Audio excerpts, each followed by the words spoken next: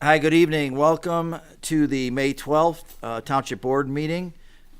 6:32 right now. We're going to have a presentation. Ross is going to tell us about the Macomb district, Macomb Street rather, social district.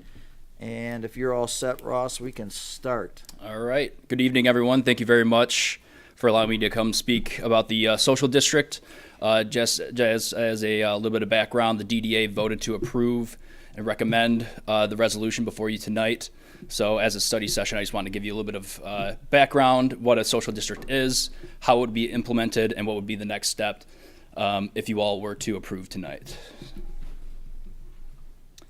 So what is a social district? It is an area designated by a local government where customers can carry and drink an open container of alcohol purchased from a participating bar or restaurant.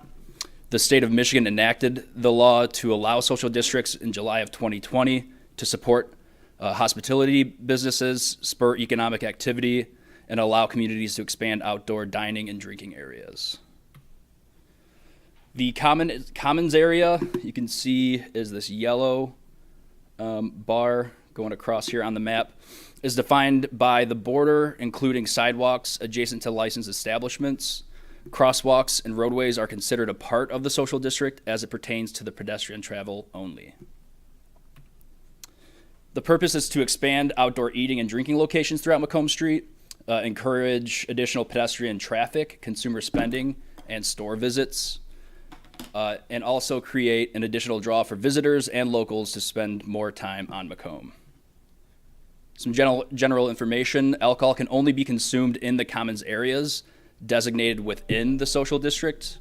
The township designates the social district, including signage, boundaries, hours of operation, and maintenance. Each business that has an eligible liquor license wanting to participate must file an application for a social district permit through the MLCC with approval from the township board. So the general rules of social districts are to purchase your beverages only from the permitted restaurants, enjoy your beverage only in an authorized social district cup, enjoy your beverage only within the designated boundaries of the social district, and ask Macomb shops, retailers, and services if they welcome social district beverages. Don't assume that every restaurant participates. Don't bring your own booze. Don't bring or refill your own cup. And don't take alcohol outside of the social district boundaries. And don't take any alcohol inside any other bar, restaurant, or licensed establishment. Some more rules of the social districts. A commercial establishment selling food without a liquor license cannot allow the consumption of alcoholic beverages on its premises. An example: you can't take a drink from Lloyd's, walk down the street, and walk into the bakery or into Island Coney. The social district permit holders are responsible for the sale of alcohol. Just as usual, they have to confirm the consumer's identification, age, and prohibiting the sale of alcohol to intoxicated parties. All alcohol must be served in a container in 16 ounces or less, cannot be made of glass, and must have the logo of the permit holder and the Macomb Street Social District logo. And there is no township for liability except to enforce the law where practical. Approved licensed businesses must not overserve patrons and will be responsible for such actions or other violations. Patrons will also be held responsible for their action under the law, just as usual. So we have 4 eligible businesses today. Galindo's still has their liquor license, their redevelopment liquor license, being reviewed with the state. And under Michigan law, DDAs can allow redevelopment liquor licenses, which we have done for the Literary Hideaway and what we're trying to do with the Galindo's. And it sounds like we have a few more that are interested as well. So this is the proposed Macomb Street social district boundaries. It includes the Commons going all the way down to Nate's Market, the old Nate's Market. So it'll end right before these condos over here. And as noted, there will be signs indicating where these boundaries are. So the next steps, the DDA provided their recommendation and resolution. The board has a resolution before you all tonight, and then we would submit materials to the state, which includes the resolution and the operations and maintenance plan, which I do have. And then once approved by the MLCC, the DDA will do the following. We'll collect social district permit applications from businesses. We'll educate the public on the rules and regulations. We'll purchase and post signage to guide the public on the rules and boundary maps. So at our next, if approved tonight, at our next DDA meeting, we'll go through what kind of signage we'll want. There's creative ways like pavement markings that you see here that would be directly on the pavement, which shows the boundary of the district. And then we'll also have welcome signs like below that shows exactly where the district ends and begins.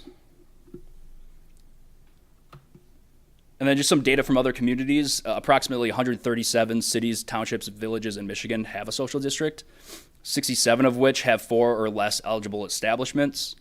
There are 9 cities in Wayne County that have social districts: Belleville, Dearborn, the Grosse Pointes, Northville, Trenton, and Wyandotte. 100% of communities do recommend them. 80% are open 7 days a week, and 20% open on weekends. And they've claimed that it does increase consumer traffic, business retention and attraction, quality of life, and tourism in their downtowns. And I reached out to a bunch of chiefs of police in different communities. Almont, where I'm close to where I'm from, they said that they have not seen any increase in criminal activity. Wyandotte said they've had no problems, but there have been positive outcomes. Belleville said they have not had any problems outside of the norm. And Trenton said that they have not seen any problems, no increase in complaints or arrests. But it does feel like there is an effort by some local businesses to hold more events, strolls in the downtown area. So other than that, there's the survey there for any folks at home that would like to take it. And I have mailed out approximately 180 mailers to every address in the DDA. And I invited them out to our DDA meeting last month, but I think we had 4 there, Joe? Well, 5 including... There was more. I think there were 6. Yeah, yeah, exactly. So I counted them. Yeah, and with our surveys, you know, we were pushing it quite a bit. We only got 13 respondents, one of which was opposed, but everyone else was highly in favor. So not a whole lot of concerns have been addressed to us at this point. So if there's any questions, I'd be more than happy to answer. Slide 12, I think, perhaps? Yeah. Yep. Maybe.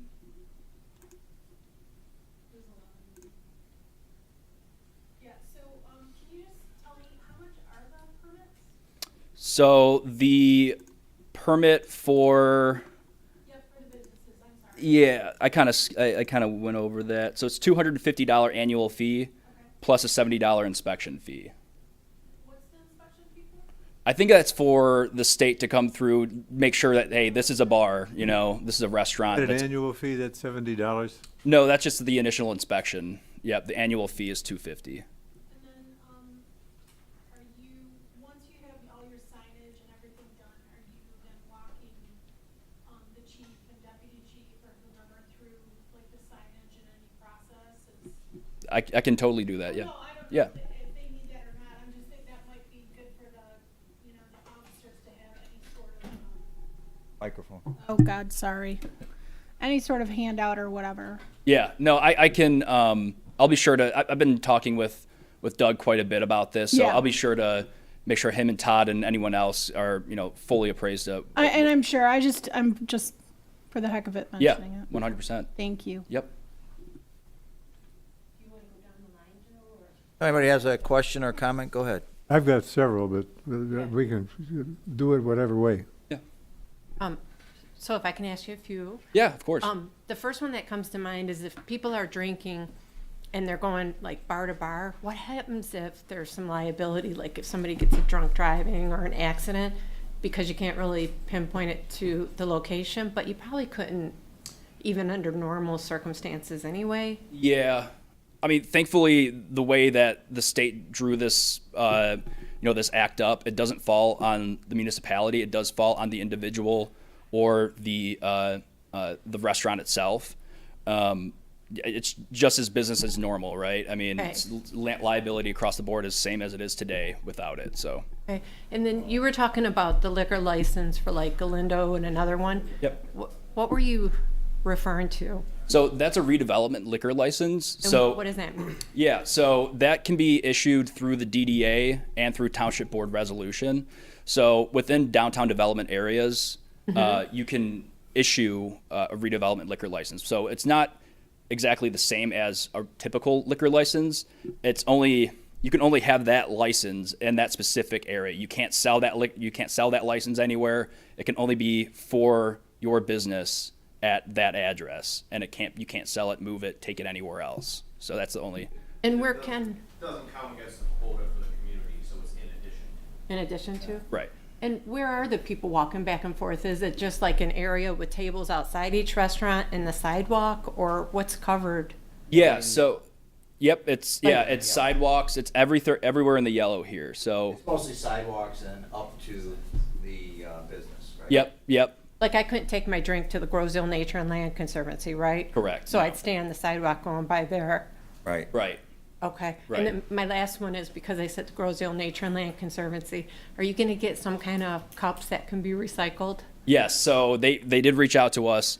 I'll make sure that it's it's recyclable or compost. I mean, those are pretty cheap as it is. So we'll definitely look into that. We were looking at getting recycling bins at certain areas. It's just a matter of how that would work into the streetscape to the existing, and I think that there are some at the Commons. I think there might be one bin at the Commons. We could look into putting one at Lions Park too. But for our events, we will definitely have, we'll have the cardboard box containers, so we could definitely mark those recycling trash. For it? Yeah. And I just have one last question. Is this really just for the summertime, or how do these work? So this would be open, we have it proposed for 7 days a week from 12 till 10. And the Township Board can always say, hey, this is getting out of hand, which it probably won't, but let's take this down to weekends from 1 to 8 or something. You could be very flexible with it. The times are just what the DDA thought would work best for the But like districts. the winter time though? 'Cause Even the wintertime, yeah. it would be, okay. Yep. Okay, thank you. Yep, thanks. William, you had some things? Yes, I've got several. The enforcement of this and the liability are issues that I'm focused on mainly here, Ross. Yep. I've been involved in liquor liability suits before. And what I'm seeing or did not see in this information was how we are somehow absolved of liability. I mean, I was in a case one time that was a bowling alley. It was originally owned by a husband and wife, and they had a son. Now, there was a bar in the bowling alley, which was the son's. The wife, when they had a divorce, owned the building, and her husband ran the bowling alley that was there. And so then they managed to get somebody intoxicated, and it causes someone else to die. All three people were named in the suit. And I mean, even the owner of the building, the landlord, was held liable because it's illegal to use permit your building to be used for an illegal purpose, which in this case was serving liquor liability to a minor. Now, with that kind of situation, I'm not comforted by the fact that somehow we as a township are somehow absolved of liability. Any lawyer worth his salt trying to do a dutiful job for his client will name every head on the horizon. Going beyond that, I didn't see anything in here about anything more than the fact that the business would have liquor liability insurance. There's always a question of how much is enough. And so I think that we would be wise to specify some limits that are reasonable. I mean, there's often times when limits are low. I think I'm just sharing some concerns I have here. Yeah. And that we would be additionally named as insureds covered in those policies. Yeah, I ran this through the township attorney.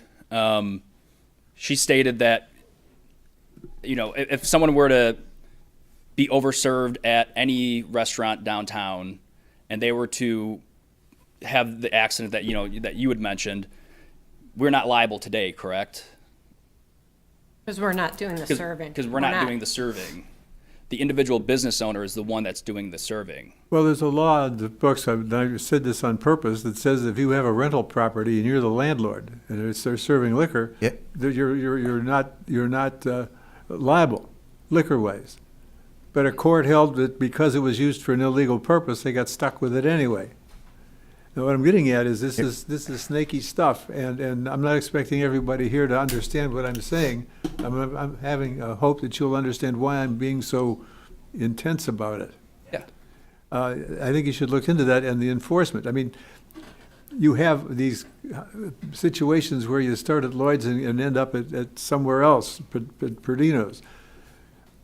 How does one, the intoxication didn't occur just at the one place, it occurred in the other, and how do you identify this? How do you control liquor to a minor? It's not that far to the woods. You could get a cup and sneak it through the bushes to somebody back there.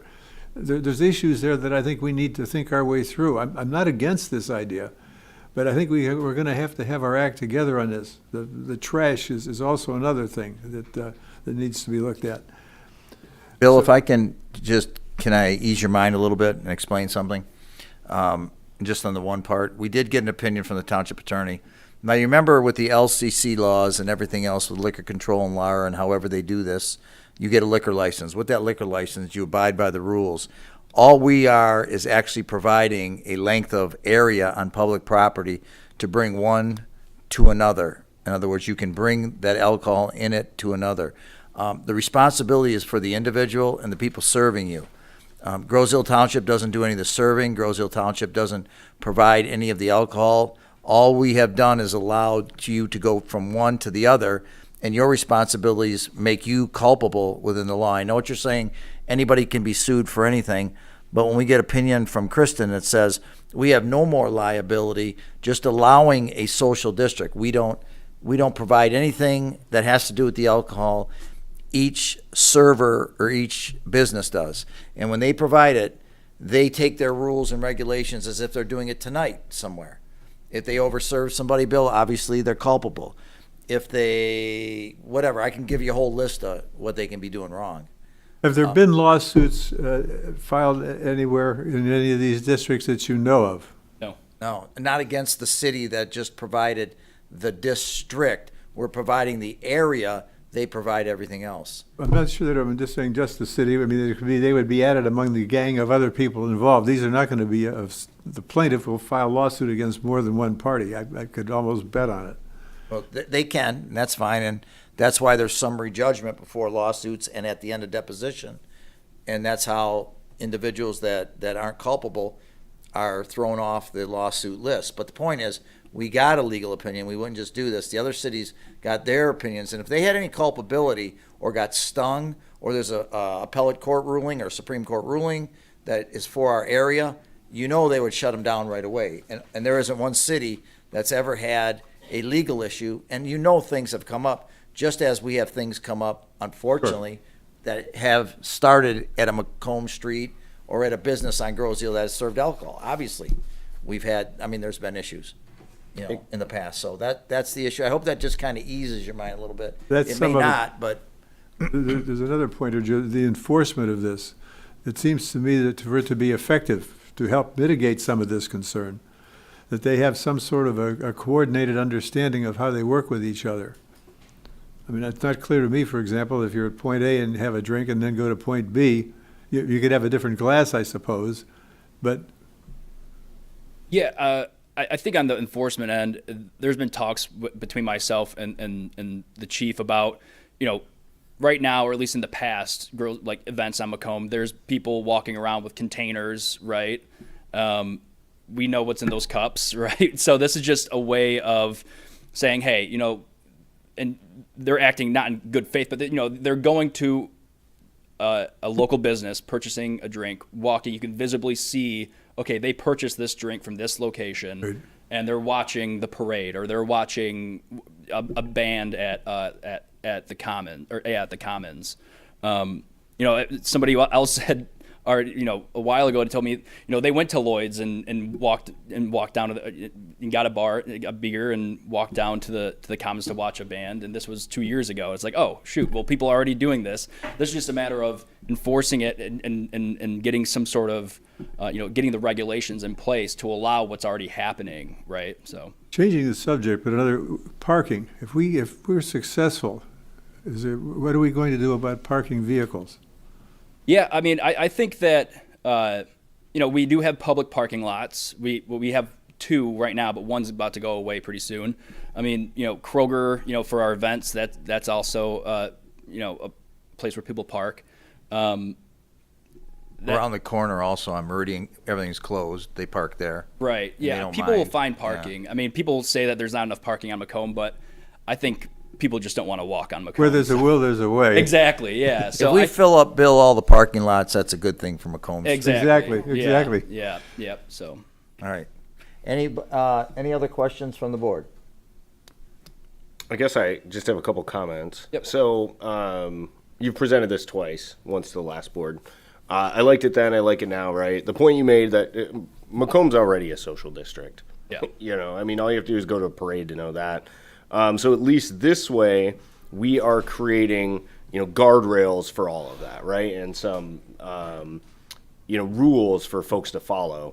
And I think as far as the liability goes, we talk a lot about liability, and we should be concerned about it and thoroughly investigate it. But at the same time, like, we're a municipality, we still have to do stuff, right? So I think the liability for the Macomb Social District would be the same thing as, if I went and sat in the open space, drank a 12-pack of beer, and then went over to Joe's house and fought him, right? Like, the open space made me do it. It's like, I don't think it's really viable.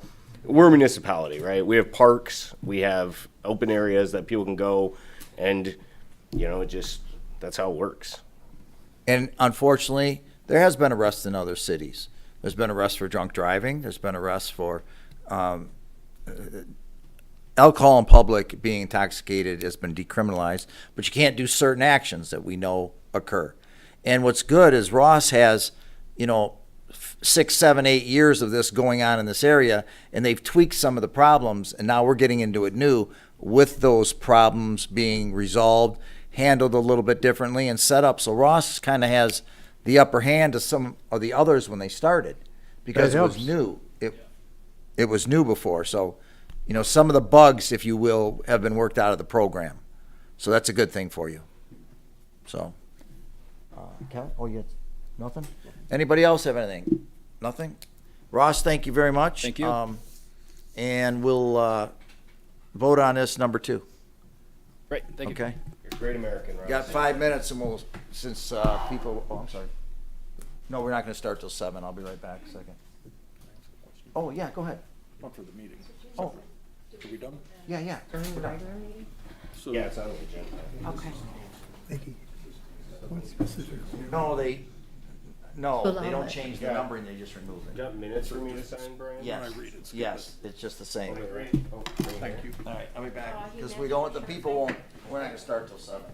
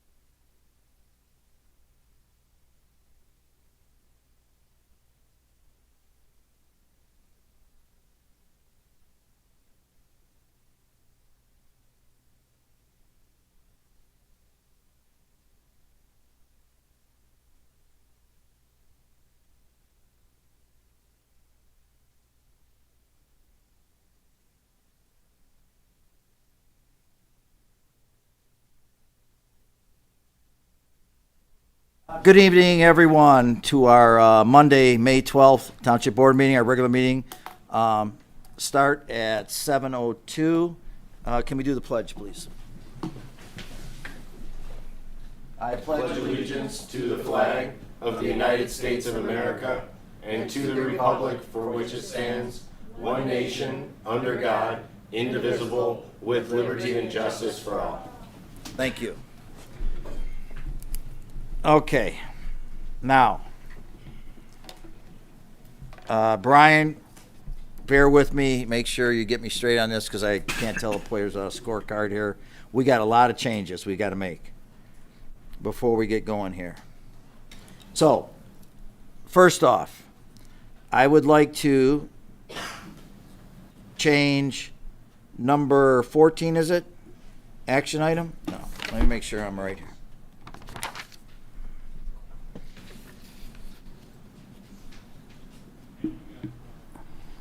Okay, let's do it this way. I want to just change action item number 14.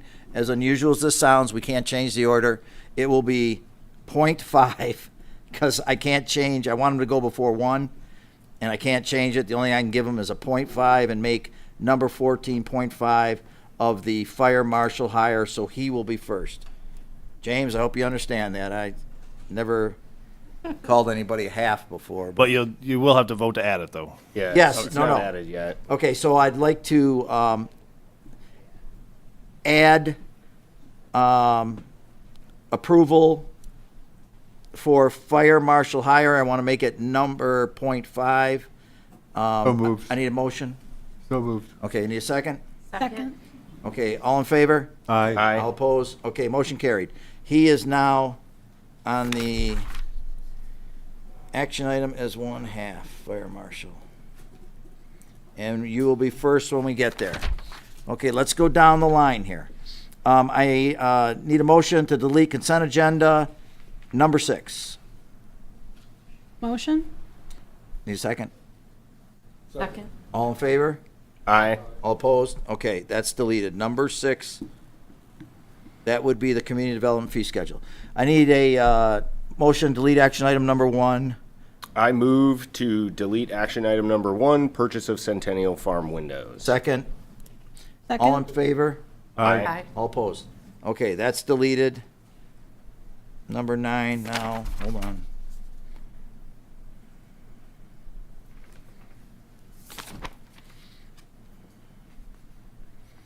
Broadcasting of the bridge.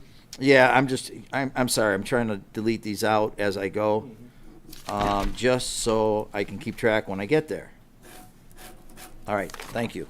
I'm like sorry. a plan. Delete action item number 9, broadcasting of bridge commission meetings. Need a motion? Motion? That we did. Kevin motion, second. Second?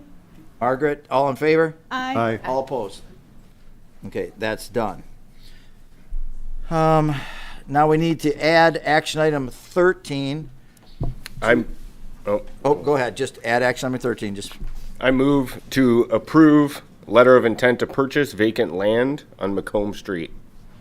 and we need a second. Second? All in favor? Aye. All opposed? Okay, so that becomes adding action item 13, that's letter, that's Jameson's, you're gonna read that, right? Yep. Okay, I just wanna mark that down. Okay, here we go, what am I missing here? Okay, we got that, we got fire marshal, okay. I would like, just for tonight, I know that we have consent agendas when we add people on commissions and committees, I get that. But I would just, for tonight only, this is not gonna be a practice, that we move action item 10, 11, and 12 to the consent agenda, 12, 13, and 14. Does anybody want to make a motion for that? Motion? Second. Okay, all in favor? Aye. Aye. Aye. Broadcast. Any opposed? Or, I mean, bicycle and pedestrian, yeah. Okay, so, action item 10, 11, and 12 would be taken off and moved up to, that would now make 12, 13, and 14. Kevin, since you're reading the consent agenda next, you got that, right?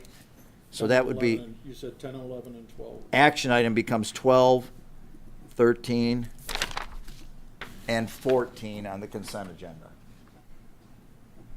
Okay, would that be right? Yeah. 10, 11, and 12 on the action becomes 12, 13, and 14 on the consent. Okay. Whoa. Brian? Have I missed anything? Well, everything I have here was covered, so. Thank you. And in the audience and out watching, thank you for putting up with this. These are just changes we had to make due to certain issues. Okay, so I need a motion to approve the agenda as amended. So moved. We were gonna move number 4. We were gonna make a motion. You wanted to finish through. We got another one. Okay, action item number 4, I am sorry. That's okay. That would be the patrol duties, GIPD command staff resolution. That will be moved to the discussion item Correct. and removed from action item number 4. Right, so I'd like to make a motion to move number 4 to Okay. discussion. Second. All in favor? Aye. All opposed? Motion carried. Now, did I miss anything? That it? Okay, I think we're good. I need now a motion to approve the agenda as amended. So move. Second. Margaret, second. All in favor? Aye. Aye. All opposed? Motion carried. Okay, we had a study session, which was our presentation. Now, Brian, would you like to, I'll have the public come up first, but do you want to read after? Okay, let's let the public go first. Does anybody on anything, remember we have 2 public comments and you can ask or talk about anything you want. You get 3 minutes. Anybody want to come up, just give your name and your address just for our record. If anybody would like to come up for the first public comment. We have one. No, you can talk about anything you want. We have 2 public comments now. We used to only have 1, but we have one in the beginning of the meeting and we have one at the end of the meeting that you can talk about anything you like. Because you might hear something during the meeting you want to comment on too. So it's up to you. Would you like to come up or are you waiting? No, I'll come up. It's up to you. I'm coming up twice. Okay. And you can do that. Yeah, thank you. Jaclyn Lash, is this on? Let's come at it now. Is the green light on, Jaclyn? Oh, there we go. Got it? All right, You're good to Jaclyn go. Lash, 21675 Knudsen. For the agenda item 10, the only thing that I had a concern about is that, oh wait, maybe this is it. Is it this is everything that the violations are? You know what I'm saying? Like The ordinance one? yeah, the ordinances, because you guys want to add in a, where's it at? Okay. The Where- agenda report item 2, the municipal civil infraction policy and procedures, but it doesn't explain what the infractions are. Yeah, I don't think it would on that. What it's doing is saying when there is an infraction, that this Right, is how but they would. according to statute, it has to be clearly defined. Yeah, but it would be, and our ordinance. I'm looking at Ross, but it would be elsewhere in the ordinance. So it'd be in the same document. Okay. And that would just be a section of, So in the present document, it doesn't have a In our violation. ordinances is where you would find our civil infractions, right? So it could Right. be in different sections, right? You might have civil infractions in the But zoning what is ordinance. this in particular pertaining to? That's what I'm So saying. that's just the process in which we handle civil infractions. Okay, as opposed to how you handle them now? It's not the list of civil infractions, it's the process of Oh, no, I handling. understand that, but what's the process presently? Why is this an agenda item? I think that's mostly documenting the current process. And Okay, so not they just adding needed to lay anything. it out and put it in there. Oh, okay. I Yeah. didn't know if there Wanted was. to put it yeah. out so we could see it in a policy and procedure. Got you. Mm-hmm. Because if there was any changes, that would have to be on here, like, so it, like it layman Would term. call 'em out. Right, Yeah. okay. Yeah, so that was a good question. Okay, thank you. Mm-hmm. And then, first of all, I would just like to make a motion, if I can, to request a special meeting or for an alternate dispute resolution in regards to the House bill regarding the toll bridge. I have some Explain what you're asking then here. A special meeting to work with the township. I talked to our commissioner and Joe Palomera? Paralamera. I always get you two confused. You got a hold of him? Yes. Good for you. Yes, he's awesome. And he said that he would advocate on our behalf. But he said the first thing that we should do before you jump the gun and, get into lawsuits, of course, lawyers are lining up. Oh, you got a federal, class action, you got a state. He said that we should offer, the township to do a resolution, because as you know, a resolution is temporary, which we're not asking for no tolls. We're asking for a temporary suspension for residents only, because it has the word inhibitants, which is regards to the people, not the property. So the way it reads is like a toll to the township and its people. We're being told to get to our property. We are the people. So I would ask for a resolution to suspend residents only, because the word inhibitants, according to the Black's Law Dictionary, is actually distinguishes between residents and non-residents. Okay. Wrap it up. That's So right. No, I just if telling you you. would consider that, so Wrap we it don't up. have to go in You're a good. long, Yep. that would be, thank you. Anybody else like to come up? Nobody? Anybody back there? I didn't see. We good? All right. Would you like to read now instead of later? I know we have two. And Yeah, I can do it now. All right, first one is Caroll Andrus, Thorofare. Community leaders, as we navigate the early days of the current bridge closure, it's becoming increasingly evident that the situation leaves much to be desired.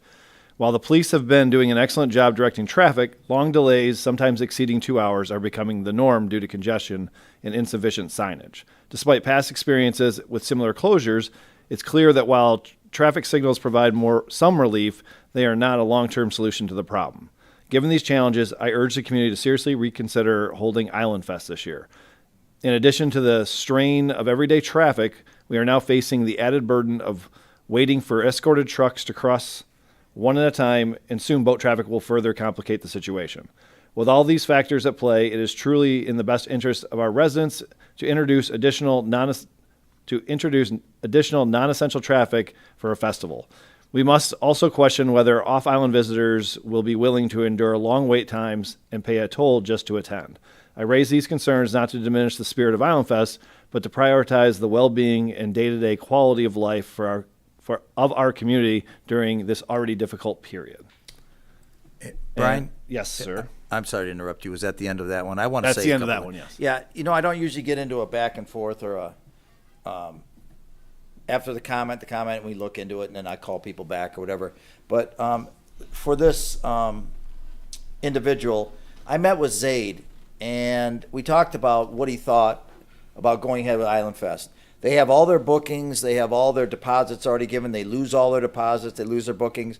And I made sure that the vehicles that are coming over here, they're half loads, by the way, and they're going to be done at night. They're not going to be done in the day. They're not going to disrupt our traffic. We asked for that. So I said to him, what is your opinion on this? And he wanted to go forward with it.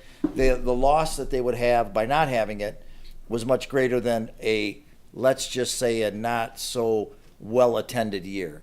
So I said, if that's what you wish, we'll go along. And the rec department wanted to continue it. And as we know, it's not like an Islandfest commission. They handle it through the rec. They all wanted to go forward. And so we got together and said, then we'll do that. So that's one of the reasons. Yeah, will it be a little more crowded? It could be. There's no doubt about it. There's more people. So that is what it is, and that's how that decision came up for the young lady that is speaking. So go ahead for the next one. Okay. I just have one more. Doug Scott, Marquette Drive. This is FOIA denial appeal. I regret not being able to attend this meeting. I note that the recommendation to the board is to uphold the denials for my FOIA requests. That is your prerogative, but you should know that the denials do not meet the requirements of the FOIA statute. As an initial matter, the exemptions cited are not applicable. Even if they were, a denial must say more than just the information is exempt. An affidavit describing the information in detail must be provided. It must factually state how the information interferes with the interests protected by the exemption. Denials of my requests utterly failed to do that. Anyone interested can go to the township website, find the agenda for this meeting, and click on the links to the FOIA appeals. My appeal arguments cover the applicable statute, sections, and case law in detail, along with the many reasons the exemptions cited by the township do not even apply. The township website states in February 2025, certain engineering bridge inspection data available as authorized under FOIA. Releases of information is dependent upon closing. FOIA does not authorize the release of information, it demands it. It provides limited exemptions that may be used to deny certain information, but denial is optional, not mandatory. Everyone bought that the NDA prevented the release of information until the sale closed. The NDA, however, does not supersede FOIA in this instance. FOIA is explicitly clear that information provided in the process of obtaining a government contract is not exempt from disclosure. That is a requirement of the privilege of doing business with the government, which is, of course, funded by the taxpayers. It is inconceivable that the taxpayers of Grosse Ile, who are on the hook for over $100 million when interest is included, are being denied reports on the bridge they now own. What is it that you are afraid of us finding out? That is all. Good. Okay, we'll go over that. Thank you. And, all right here. Anybody else from the audience? All right, we're good? That doesn't really work that way. So you mean you go up again? Not really. But you can come up later if you'd like to stay. I'm not sure if you want to stay, but that's up to you. Okay. Kevin, would you like to do the consent agenda then?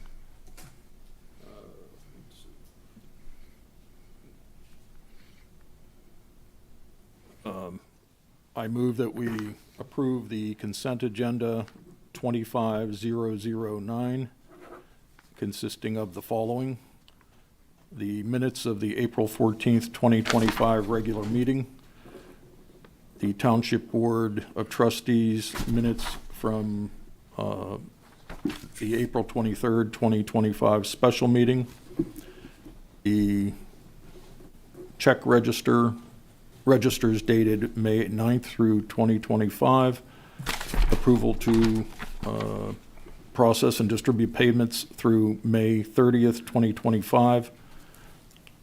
Number 5 is SEMCOG grant application. Number 6 has been deleted. Number 7 is the code enforcement ordinance amendment. Number 8 is Grosse Ile Yacht Club fireworks display. Number 9, economic development strategy review. Municipal civil infraction policies and procedures. Number 10. Number 11, Islandfest fireworks display. Number 12 is Bicycle and Pedestrian Advisory Commission recommendation. Number 13 is Community Recreation Commission appointment. And number 14 is Airport Advisory Committee appointment. And I'd like to make a comment about the You'd need a second first. second. I'll second it. Oh, go ahead. Thank you. Go ahead, sir. So the April 23rd meeting minutes, I would like to make a comment, and at that meeting, the last time, or at that meeting, I made comments that referred there was nepotism in a hiring for the fire department. After the meeting, I received clarification regarding the hire, and there was no nepotism.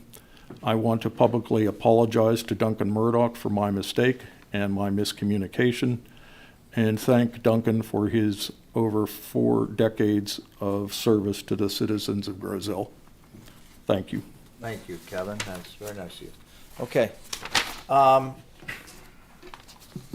Any questions on any of the consent agenda items? No questions? Okay, then I will need a motion to approve the consent agenda 25009. Motion? Second? Second. All right. All in favor? Aye. All opposed? Okay. Consent agenda is approved. Let's go to the action items. Once again, unfortunately, we had to call this number 1/2 or 0.5. It's the, sorry, buddy, but it's the fire marshal hiring. Mickey, you have that? Yeah. Jim, where you at? Why don't you come on up? Well, And, Yeah, just come and on. if any of your family wants to come up with you, they can as well. But your wife is like, don't even look at me. I'm not doing it. Just, you come on up and we got to vote first and everything else, so that's all right. Go ahead. Okay. So the Groseal Township Board hereby approves the hire of James Gatt to the position of fire marshal under the terms and conditions listed in the attached offer of employment. So I move for that. And what do I need, a second now, or? Yeah, need a second. Margaret, second it. Go ahead. Okay. You can give the history or anything you want to give for the particulars. Okay, so Robert Roscoe, the Groseal Fire Department Fire Marshal, he was recently promoted to Fire Chief. So the fire department is in need of filling the fire marshal's position. The fire marshal provides the citizens of Groseal with full-time EMS and fire response during the daytime hours and the nighttime hours. The fire marshal provides the Groseal Fire Department with necessary full-time staffing to continue the operations of the fire department and fire prevention, fire causation, fire mitigation, education, and training. And I just wanted to say that we were very, very lucky. We had 3 candidates apply, and James, we chose you, but I have to tell you, it was a tough decision because the quality of all 3 candidates, and we don't always get that lucky. So I just wanted to comment the other ones. I hope that they remain with the fire department and hope to see them do great things. So, okay. Any questions from the board or anything? I have a procedural comment. Go ahead, sir. And this has nothing to do with Mr. Gatt here. Typically, the board receives packets, resumes, to review prior to the approval, and we didn't receive anything. So I didn't do that last time. I don't know if somebody, for when Bob got promoted, and I'm looking to Derek. Normally, I think the way the policy reads is all applications and resumes get forwarded to the board upon request. And normally there's a copy of the applicant that you're considering that's included in the packet. I don't see one here this evening. So, that normally is what we do with the board action. So traditionally you would see that, and that's nothing. Yeah, against not about the you, Mr. individual Gatt, here. just It's just a matter of it procedural not sense have of being in process. there. Okay. Yep. I know we just had the training that you'll be taking, and I believe you were in training today. Yes. So I'm glad you're jumping right on it. Yep. Would it be helpful to the board for Mr. Gatt to kind of go through his history with the department briefly? I mean, if the fire commission says he's the most qualified guy, he's the most qualified guy, right? I just noticed that we didn't receive, the documents and stuff. And you know what, Jameson, as we move forward, I read the policy in the procedure, and you've got a good point there, and the procedure does say by request. So why don't we just make it an open request when we hire a non-union individual like this, that we just give we just get them out to you. We won't have a problem, they won't be requests. Once again, Jim, that's nothing to do with you. And I have no problem, to tell you the truth, that please don't misunderstand like apathy, but if the fire commission recommended you, I'm good. Do you know what I mean? I mean, just me personally, you don't have to convince me if they recommended you. That's all. Sure. So, is We're there a any? new board. We're still figuring it out. So you don't have to go through your. Are those all your kids? I just need to know that. Yep. Okay, I just want to make sure I got that straight. Okay, good. You brought them all. So, is there any other questions for Mickey or even Derek? Is there anything? I would like to say that I did listen to the candidates for fire marshal, and I'm glad you were chosen. And I think it would be beneficial to the community at some point to hear, at this meeting, to hear your thoughts and kind of background. I know it's presented at the fire commission meeting separately, but it might be good for the board or the rest, for those folks that don't watch that. So, but congratulations and thank you.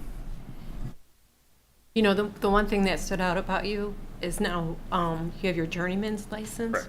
So you're an electrician? So to me, I was thinking about if there were electrical fires or anything like that. Yes. The fact that you're already doing the job that you were taking on as part-time while we were looking to find somebody, and I got good feedback on how you're doing to date. And so we really need somebody that can step up quickly because we have a new fire chief, right? And then a new fire marshal. So it's good to know you're already jumping into training and already doing the job. Yep, we So- have all the trainings already scheduled, so everything is streamlined, so it's, Is your mic on, Jim? maybe. Can you hear me now? Yeah, that's all right. Okay. Just so the Yep. people hear you. Yeah. Yeah. Okay. All right, very good. If there's nothing else, then to approve this action item to hire Fire Marshal James Gatt. All in favor? Aye. Aye. All opposed? Motion carried. Congratulations, sir. Thank you. James, he'll swear you in. He'll swear you in, and then you have to take pictures with your family too. Your wife, look how excited she is. Ancient tone dating back to 1906 or something like that. Raise your right hand and repeat after me. I do solemnly swear I do solemnly swear that I will support that I will support the Constitution of the United States the Constitution of the United States and the Constitution and the Constitution of this state, of this state, and that I will faithfully discharge and that I will faithfully discharge the duties of the office the duties of the office of Fire Marshal of Fire Marshal in and for in and for the Township of Grosse Ile the Township of Grosse Ile in the County of Wayne in the County of Wayne and the State of Michigan and the State of Michigan according to the best of my ability. according to the best of my abilities. Congratulations, Fire Marshal. Thank you. By the X.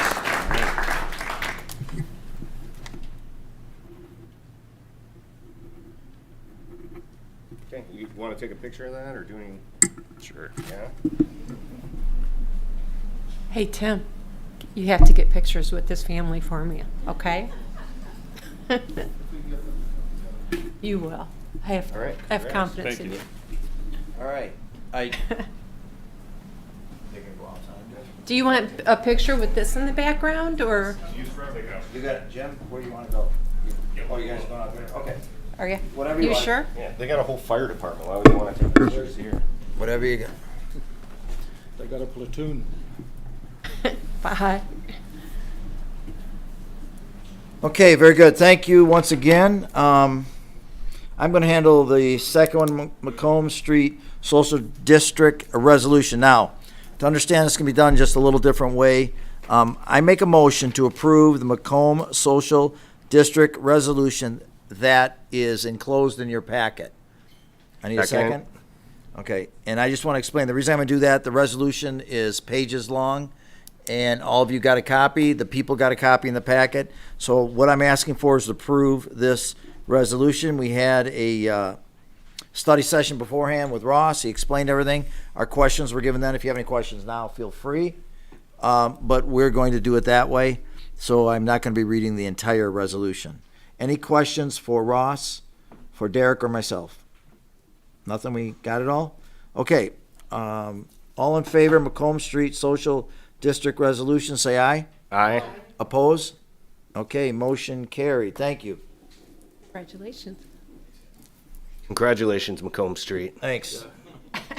Okay, I think that Margaret is next. Yep. So I'd like to make a motion to approve to replace Grosse Ile Police Department fleet laptops. Second. Thank you. In 2018, the department purchased 17 Dell rugged laptops. Over the years, several have been decommissioned due to damage or wearing out. The township received a list of computers that are currently serviced by the township IT vendor. The list of the computers whose internal components has reached the end of their life. The department's current laptops are unable to upgrade past Windows 10.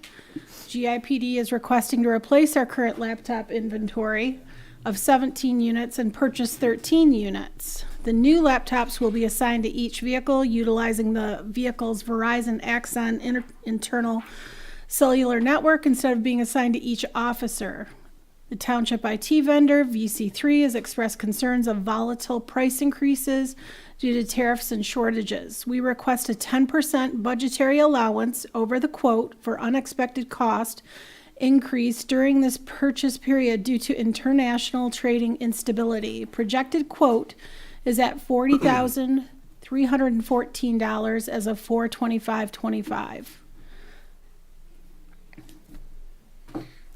Any questions or Is there anything- concerns? Any questions for Margaret on this? Just another point is that the financial impact is going through the DOJ forfeiture. Okay. No questions for Margaret on this? Okay, everyone in favor, GIPD fleet laptops, say aye. Aye. All opposed? Motion carried. Okay, number 4, we'll go to a discussion item as we stated. And number 5, Kevin, you would have that for the special assessment district?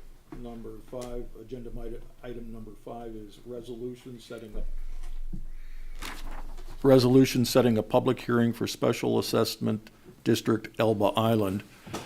The Grosville Township Board hereby approves the attached resolution establishing a public hearing for a special assessment district for Elba Island Private Drive section. The history and Well, purpose. did we get a second? I'm sorry. That's all right. I'll second I'll it. just go, okay, Bill, second. Go ahead, sir. Thank you. The Grosville Township intends to resurface Elba Drive in the summer of 2025. Residents on the private section of Elba Drive would like to utilize the township's contractor to perform the same service on their section of private road. The residents have signed a petition requesting that the use of special assessment district to finance this work. Essentially, the 16 residents would be charged a proportional amount for the project. The residents in the district would pay back their proportional amount over a period of 5 years on their taxes. The township would finance the project, and both interest and administrative charges would be assessed to the residents for this provision. If approved, a hearing would occur on June 9th to review the request.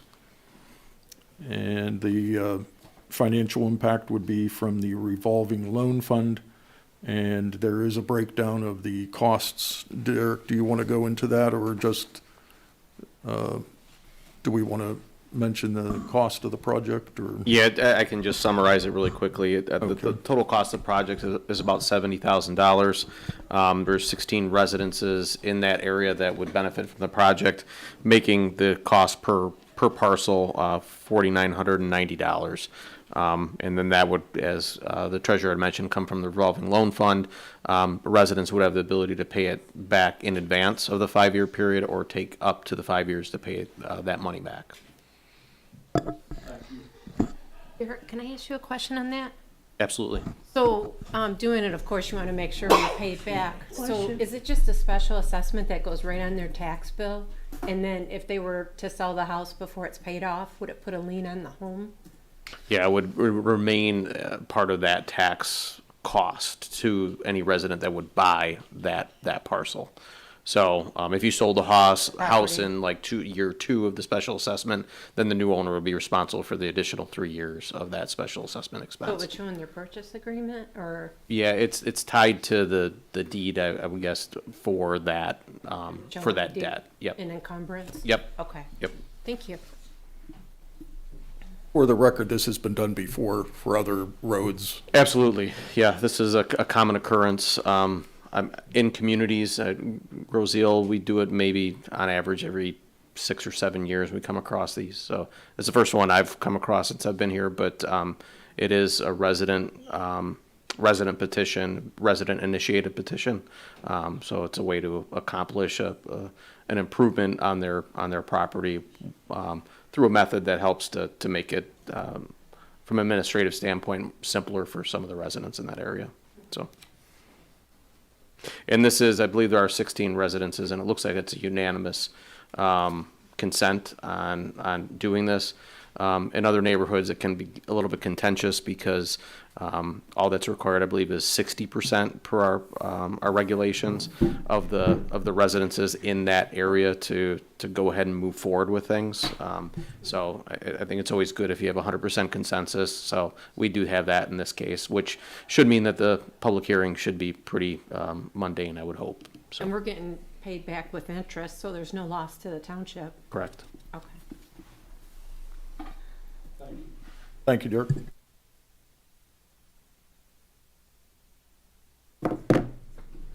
Okay, any other questions? No questions? Okay. So, action item number 5. All in favor? Aye. All opposed? Motion carried. Thank you. Okay, number 6 will be, Jameson, do you want the first Freedom of Information Act denial appeal, please? I move to uphold the denial decision of the Freedom of Information Act coordinator, Brian Friel, for FOIA number 25-25. Need a second. Second. So there's some attachments here you can review, but here's what it really boils down to, right? And we received a privileged communication from our attorney regarding this as well. Obviously, I always side with open governance unless there's a reason I can't or shouldn't. And unfortunately, there are some viable legal reasons we can't just release everything concerning the bridge. As an example, we could release our financial projections that we had, I think it was Miller Canfield, do. But we can't release Grosse Ile Bridge Company's former financials, right? So we would have to scrub our report of that information in order to be able to issue that, which we can do. So we could choose to partially deny the appeal. We could choose to totally deny the appeal. Or we could just say, we'll take the risk and release it all. The other reason that we could potentially deny a FOIA appeal, and municipalities routinely do this, is because of the Information Protection Act. The Infrastructure Protection Act, right? Like, you're not going to release the plans for your water treatment plan on the internet. You're not going to put the plans for, the First National Bank on the internet. And you don't put prison schematics on the internet, right? And, I don't think Grosse Ile is a strong candidate for a terrorist attack, since it would, on our bridge, it would be more of a nuisance than a high-profile thing. It's still a viable concern that could, you think it's bad now, right? Somebody could get real upset and maybe do something to the bridge. So those are the reasons we could deny these appeals, right? Because we're still under NDA, and it would expose the township to significant liability, and because we have an obligation to protect the residents' infrastructure. I'm sorry. Were you done? Yep. I apologize. Brian, could you tell us what do you have the original, what he asked for this denial, but what was the original request that he had? Just give me 1 second to bring that up. And let me just talk a second while he's pulling that up. We have 3 options, as Jameson said, though. Here's the options from the attorney, and she's willing to defend either option. We have 3. We can give anybody anything we want, everything we have, which is probably not the smartest thing in the world, which absolutely would be spending more money in litigation than anything else. The second thing is we can split the baby somewhat, meaning she can defend that we hold back some things and then that we give some things, and I'm going to call it, and please, for lack of a better term, that are somewhat benign, meaning they're not in the NDA, they're not infrastructure issues that we could have an issue with. And there's another one, so you kind of split it. And then there's the other one where we have, and she's willing to defend a total denial. So can you tell us the first request? So request 2525, all information previously restricted by the NDA relative to the purchase of the toll bridge, including but not limited to past and current profit loss statement, operational budgets, including personnel costs, maintenance operations, capital expenditures, inspection, engineering, and consultants' reports. Okay. And the reason I recommend against releasing that is because we are still under NDA through next year or into next year. Yes. So to approve this would be to just give up the whole kit and caboodle with all of Grosse Ile Bridge Company's information, which would violate the NDA. Okay, that's a good point, Jameson. When I looked at it and I spoke with Kristen on this, if you're looking at all engineering, I have no problem giving some of the engineering out, but once again, and this is just me, I'm not talking for the board, but I'm fully against anything that's in any NDA that we agree to and sign to and give that out, we're going to be in litigation. There isn't a doubt in my mind. And I promise you he'll do that. It was more than litigation too. Nobody would ever want to do business with us. Well, If I made a deal with you and yeah. it said you can't disclose It this go- and you did. And you did, it'll go straight down the line and put us right down the tubes no for one's many gonna want reasons. to. Right. Now, when he asked for the entire engineering with it, there are certain things in that engineering report that we had done, and I know this is going to sound odd to some of you people, but the number one, and there may be some, I'm just going to say it because, you know, I'm not an expert at a whole lot of things, but this one I am. And there might be some ex-FBI agents that have more counterterrorism training than myself and Jameson. Maybe, I'm sure there would be if that's all they did. But we have a vast amount of it. And the number one thing you don't do is you don't give out documents in an engineering report that can tell your weak points of any infrastructure, that can tell where to look, where to see, what the problems are. I get it that we bought the bridge, and I get it that you allowed us to pay for the bridge. But there's certain things that I have to keep you safe. And I'm not concerned, and the first thing they teach you is you don't be concerned with who FOIAs it, it's who FOIAs the FOIA. You understand if a gentleman, that Bob Z out there FOIAs something, it goes on the FOIA report, I then can FOIA it from Pennsylvania. I can FOIA it from Florida. I can FOIA it from anywhere in the country and get that FOIA that he asked for. So I have no hold on. That's all right. I have no problem even cutting it a little bit. I have no problem giving some of that engineering that we had done. I know it's going to be a lot of work for Derek. That's just my opinion. Would I rather not give it? Sure, but I can see the point where, and then they're going to come back and say, well, that's not really what I wanted. I want to know where the holes are. I want to know where the problems are. I want to know where the soft structure is on that bridge. That is the number one thing you don't do to keep everyone safe. I know it sounds unreasonable. It sounds like I'm watching too much TV. But when you've gone to the trainings that Jameson and I have done in life, you'll learn there's certain things about layering and keeping you protected, and that's one of them. So I agree with Jameson on that. That's just my points. We can look at some other issues. Anything from the NDA I'm absolutely opposed of, and I think it holds us. We will be sued 100% of the time if we violate a non-disclosure agreement. That's why the lawyers do it, and we sign our name that we will not disclose any issue in that agreement. Good or bad, right or wrong, we agree to it, and if we do disclose, I know that we're going to be sued. So that's okay. I am fully... You can't. It's an open meeting, that's why. Oh, I'm sorry, you can't, that's noisy, I'm sorry. Joe, Yeah. We may- Yes, sir, go ahead, Bill. do that. I've got a couple of points here, just to clarify. The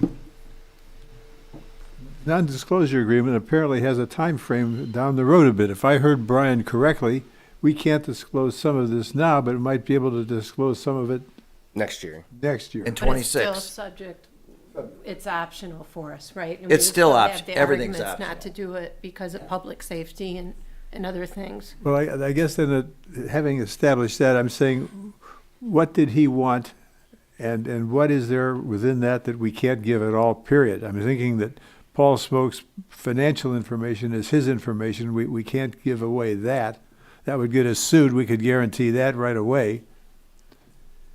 The other stuff, I think there's something to be said for the protection of that soft knowledge. I happen to have not the same experience as you have in life, but I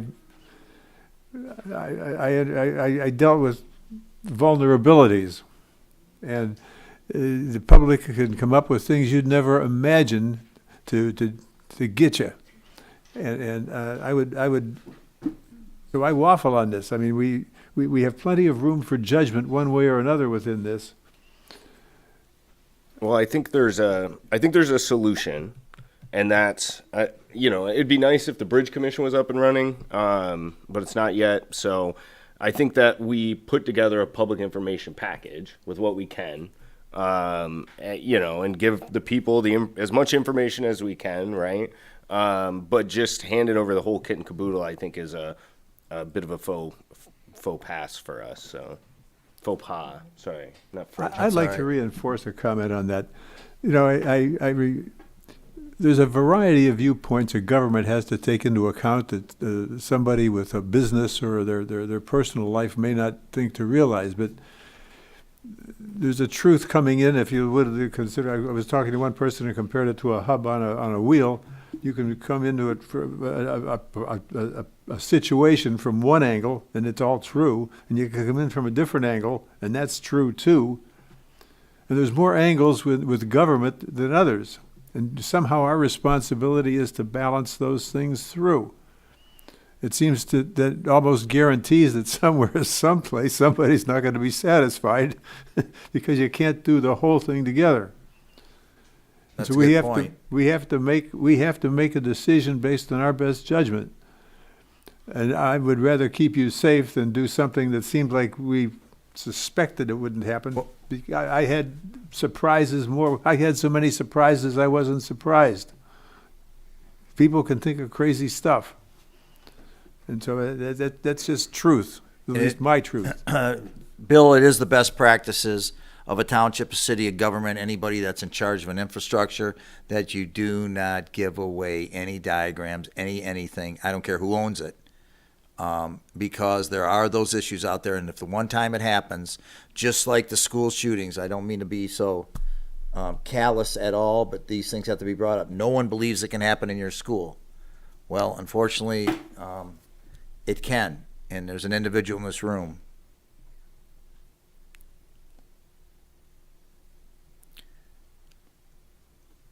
that'll agree with me. So, anybody else? How about this? Do we make a motion? Are we in agreement to, Jameson, do you want to make a motion that maybe a public package would be put together? I have no problem with that. I have no problem giving them some things. I just can't just give everything out, especially the NDA I'm not in favor of whatsoever. But the engineering, now that is H&H's, our engineers, when they looked at it. There might be some things that can be given out, but once again, it's going to be redacted, and of course they're going to come back and say, that's not enough, that's not what I wanted, and they're going to redo it. Well, you're going to have to go to circuit court then and file a lawsuit against us, will be the bottom line. And Kristen is willing to fend if we give nothing out. So I'm willing to say, if Jameson and the rest of the board, if we make a motion that we can come up with some type of public, I think that's a very good idea, Jameson, a public packet. Does that make sense to you guys, what I'm trying to say? And if you're totally against it, No. I get it. I have no problem with that, but I have no problem giving out information that is important but benign to everyone's safety that's sitting in this room and everyone Align. that's at home. I align. But That's- Joe, it might that's might reasonable. subject us to some time limits on providing that. What are the limits, or what can we do to ask, can we get some time limits to? Well, so we could deny this appeal That's what I think. with the Yeah. verbal with the statement in the resolution that we will create a public information package. As part of the Bridge Commission, right? Right. Yeah, because I mean, at some point, we're gonna be reporting out Is what we're that making reasonable, on it. And Brian, under the FOIA laws, or you're looking like no? Well, I mean, you'd be denying We'd be denying the the FOIA, appeal. but then you'd also then be turning around and then giving it out at some point. Well, no, I think what we would be doing is denying this particular FOIA while working to create and send out a public information package. So we're not satisfying the FOIA. We're denying the FOIA and then supplementing with a package. So it wouldn't be Mr. Scott's package. It would be the public's package. But we are, do that as part of your comments at the end of the meeting to say, what we would do, then it doesn't muddy up. Yeah, I this guess we could do that, appeal. right? Not Wait, not say that mix it again. in with So this right one. now, we would vote to deny it, and then at the end, when you do supervisor report out, you could talk a little bit about once the Bridge Commission is established, the kind of information that we're gonna try to provide and how it would work. Then you're kind of separating the denial. Can of we appeal deny from- the appeal and move forward separately to create a public package? Or is it in part, remember, we can part and parcel this by allowing us to come up with some of this to give him. So it's not denying his appeal. Right. Because what I'm saying is if you're going to deny his appeal, but you're also then going to turn around and give stuff out later, technically you should be giving it to him now because he asked for it. That's I what think you've my got a point point. is. You're really, you're, Okay. Not really, Now- though. I need to get a Because word in the here. stuff you're giving out later, it might be our finances, how we're doing on the bridge, We've or already- our engineering, pieces of our engineering report. But he's 'Cause the- asking for The condition of specific the bridge things. isn't gonna change. right. But, I think- but if we're in agreement that we believe some parts of that can be given out, then we should be giving it out. is what I'm Correct. saying. That's exactly where I'm going. So How much time then- do we I have? mean, that's gonna. I mean, yes, a public information packet would save him money because as soon as we say we're going to redact and put together, it's then going to cost. I mean, it's going to take time and effort. Well, and I think that's the gonna be legal, costly. the but- correct legal way to do this is because he has an appeal, I would agree to. You can't say you can't say no and then say we're going to give it out. Well, no, That's not what I do. Because this is his This FOIA is his request. appeal. We have to. Yeah, no, legally, I- I think we are bound, if we're gonna agree as a group, we are bound to give him something, then the appeal doesn't, we don't deny his appeal. What we do is vote on a part and parcel that we're going to give him from his request. Now, how much time do we have A legally? reasonable amount of time, right? What do we have?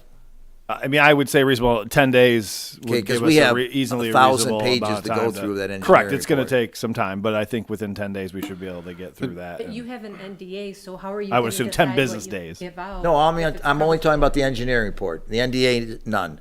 I'm not I agreeing. think- I only want to give out parts of the engineering report only. That is it. Not his financial statements.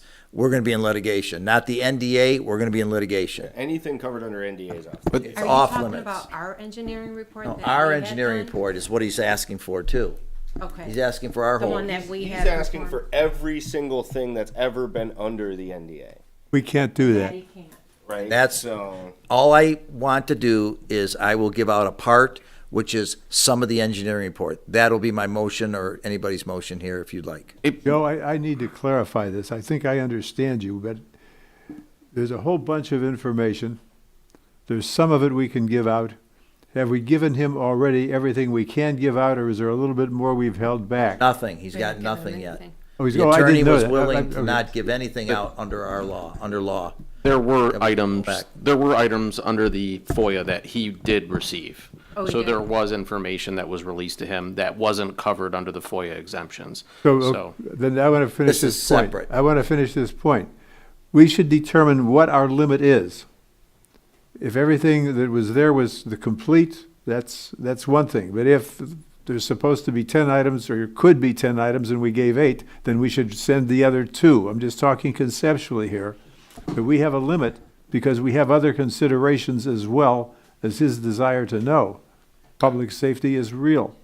Then what if we say we agree to have those materials looked at, and if there's anything that's not subject to the NDA or doesn't pose a public safety risk, then we could disclose them? Well, I think as you know, as an executive board, right, what we're going to do is give the administration guidance, and they're going to follow it, right? So we're going to tell them, like, hey, you're authorized to release part of the information so long as it doesn't, you know, provide a threat to the community or violate the NDA. And just to interject, Kristen has just mentioned to me that the bridge company is going to provide an amended index for public release. She said that that would be acceptable for granting part of the appeal, so we could include that as well, the amended index that the Groseal Bridge Company is going to provide. And that just tells you the different documents that they gave us, right? Correct. So it'd be the heading of those documents. Okay. I think that I'll amend my recommendation. Who wants to make a motion? Yeah, how do we do this? Just a moment, Wait, please. did somebody second it? Yes, that's why we're Bill has a comment too. I'd like to, one more, I'm not out of gas here, guys. Okay. Sorry, Joe. Bill, you're I- just back from vacation. You're killing me. Keep going. Keep going. Well rested. We should make clear when we do this that we feel the need to be as transparent as possible. People have a right to information, and we should affirm that. But at the same time, they need to understand that on occasions there are valid limitations to what we can disclose, and I think that something in our representation should include that. Okay. Jameson, how do you want to do this then? There was a motion, but Yep. So how do we change this? And I'll amend my motion, All right. and then I'll need a second. all right. So I recommend to partially approve the appeal to Freedom of Information Act number 25-25 to grant necessary information that is not covered under the NDA, nor compromises the public safety of Groseal. Second? Okay. Any more talk on this one? If not, okay. For this motion, all in favor, say aye. Aye. All opposed, say nay.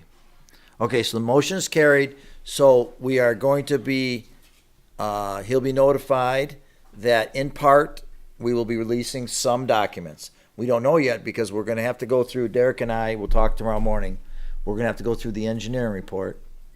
And, also, did he say when we'd get the, when Paul would? Amended index? Amended No, she report? just said that they would be providing one. Okay, so. then that amended report that they could get also, so, okay, we're good on that one?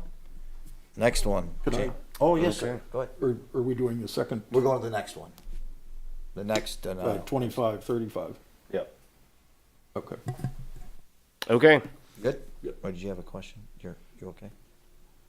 Well, let's do that. Okay. Thank you. All So right, I move to uphold the denial decision of the Freedom of Information Coordinator, Brian Friel, for FOIA number 25-35. And Brian, if I understand this one correctly, what he's asking for is the actual NDA. Yes, that is the confidentiality agreement that was signed. Okay, that's what I got out of it, but that's all on this one that I saw. Am I correct? I want to make sure I didn't read anything or, Correct. He wants do the anything. agreement that was signed. okay. By all very good. parties. By us. By the all new board. parties. So The new board. no, this is going back to original. Oh, okay, because we had to sign the NDA. The new board had to sign it also. Correct. Correct. Because we took over. Right. Okay. Everybody signed the same one, so it's Was there a second, or anything? I didn't hear one. Okay, Second? No, did Kristen weigh in on that one too? no. She did. She discussed both. of Oh, them I'm in sorry, yes, memorandum, she did yeah. weigh in on the NDA, absolutely not. I'm just telling you. Okay. We're gonna get sued and we're gonna spend hundreds of thousands of dollars because we are nice people and gave you the NDA. Okay. I mean, that was really I her. just wanted to make sure we weren't heading. No, down we're that gonna, path. we're gonna pay for that one. Okay. All right, is there discussion on this one? I just like to start, let me just get this out since I'm rambling on. Anything with the NDA, I just can't do it. I can't do it. I'd rather, no offense, but if somebody would like to take us to task, and your forum to debate this would be Wayne County Circuit Court, and a judge then would state whether or not you actually would get anything from an NDA, which I've never heard of. I'm not an attorney. I've dealt in this field, and I've never heard of a Wayne County Circuit judge ever giving any information that the balance is more important for the people to know something that we signed and that the attorneys agreed to that is a non-disclosure agreement. I'm just against this one. So anybody else want to weigh in? I've signed a lot of NDAs myself, and I just can't imagine violating an NDA, so I'm aligned. Anyone else? That once we get the Bridge Commission up and running and we start to release information, I think people will feel a lot better, right? But we just need to, I mean, we voted last time, right? So we just need to get that up and running and then be more transparent from there. And it is true, we've only owned the bridge for a month. There's certain things we couldn't get, certain things we couldn't do. And you are open to, as soon as we purchase that bridge, people at Groseal are open to everything. I mean, it really, or I should say just about Going it. forward. They are, yeah. Yeah. Going forward, they are open to whatever we do as a township. And that's the way it should be. I believe they should get it because, it's their bridge. And, okay, any other questions on this one? No further questions. Okay, this is action item number 7. This is Freedom of Information Act 2535, denial appeal. So remember, if you're voting yes, you are voting to deny the appeal. If you're voting no, then you're voting against the denial, correct? So we get that straight. Okay. All in favor, say aye. Aye. All opposed. Okay, motion is carried. So the second Freedom of Information Act has been denied, but we've agreed for the denial appeal, if that makes sense. Okay, we good with that? Jameson, do you want to handle number 8, sir? Sure. Oh, you had a question. Go ahead. I wanted to, one of the questions Mr. Scott asked for, or one of the things he asked for was the financials, Mr. Smoke's financials. I would say that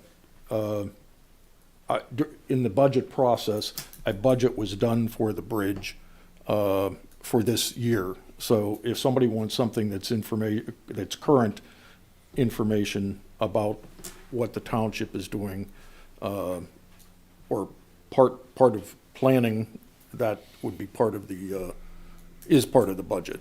So it's in there, and I believe some of the information that was given to Mr. Scott did talk about what some of the things that were going to happen going forward.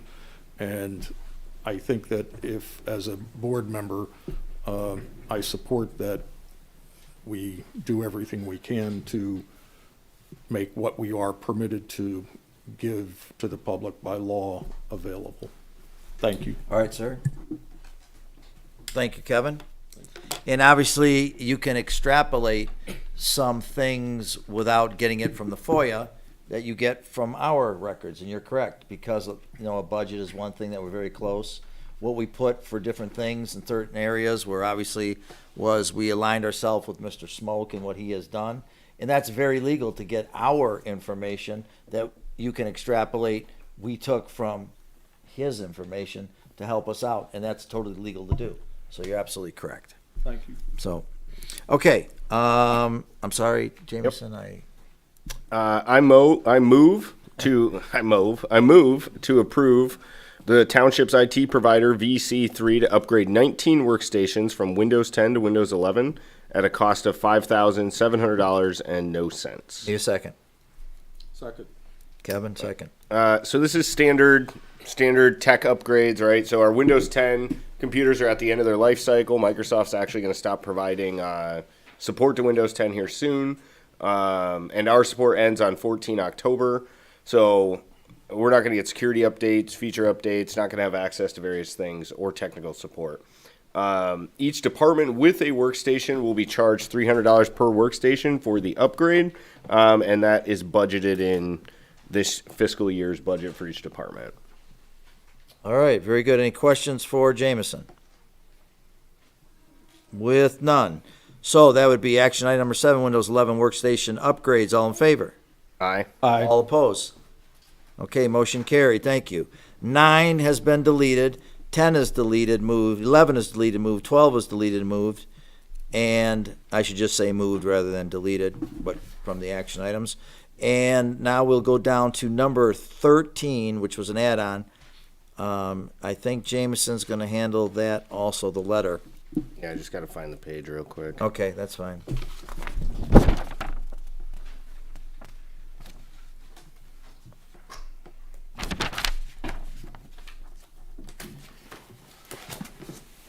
Okay. The Township Board of Trustees approves the execution of the attached letter of intent to purchase parcel ID number 73-028-01-0039-000 And furthermore, authorizes the expenditure of up to $2,000 to perform a private appraisal to determine the parcel's value. Need a second? Second. Okay, so this is regarding the property across the street from Lions Park.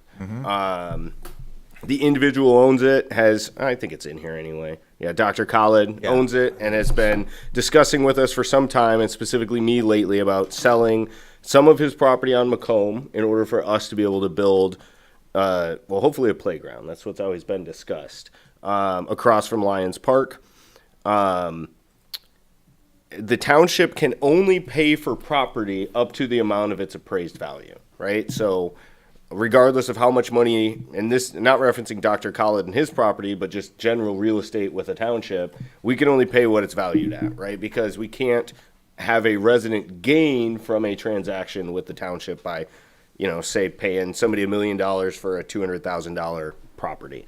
So what this letter does is it enables us to enter into some, formalizes the negotiations a little bit, and then allows us to get a appraisal. It'll return to the board should that appraisal come back. We manage to put together a favorable deal, and then at that time the board will decide if this is something they want to go forward with. Thank you, Jameson. I'd just like to say, we've been looking for an area for a playscape, believe it or not, since I was the police chief. And hopefully we can get something going. The people of Grosse Ile, this was one of their bigger requests, to have a playscape redone. We have been looking, we've been trying to figure things out. One deal kind of fell through, and I just think that this would be good. And it's just a letter to basically to look into as opposed and approach them. So Could you repeat that, Joe? I want to make sure I heard that correctly. We're not going with it. We're saying we're no, going. we're not going with it. It's just a letter. In other words, to open up dialogue. That's all this. So we can approach the owners. We want to talk about it. This has got nothing to do with money yet. It's got nothing to do with buying. It's got nothing to do with anything other than open up dialogue. Correct, Jameson? Well, it does authorize the expenditure of up to $2,000 for a private appraisal. Yes, that too. Which is probably much more than we actually need for a private appraisal. Is this appraisal the one that would be, is this appraisal to be done? The seller and the buyer will each provide an appraisal to No. The seller can get an appraisal if he wants to, but the township is going to use the appraisal that we commission.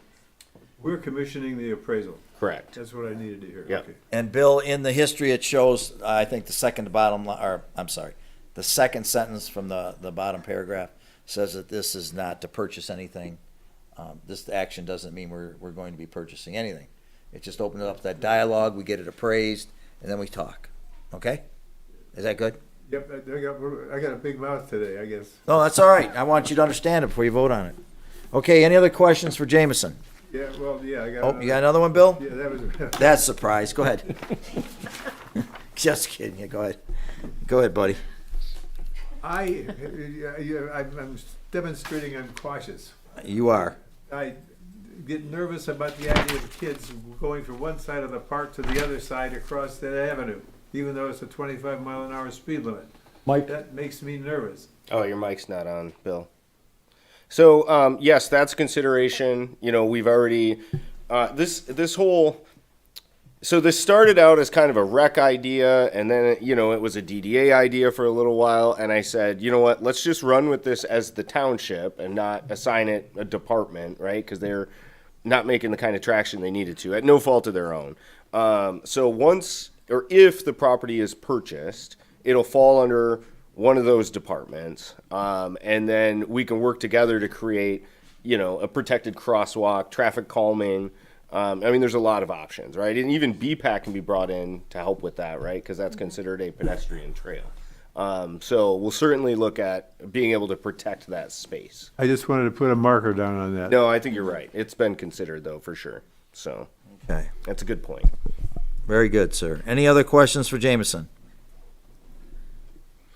Okay, action item number 13. All in favor? Aye. All opposed? Motion carried. Thank you.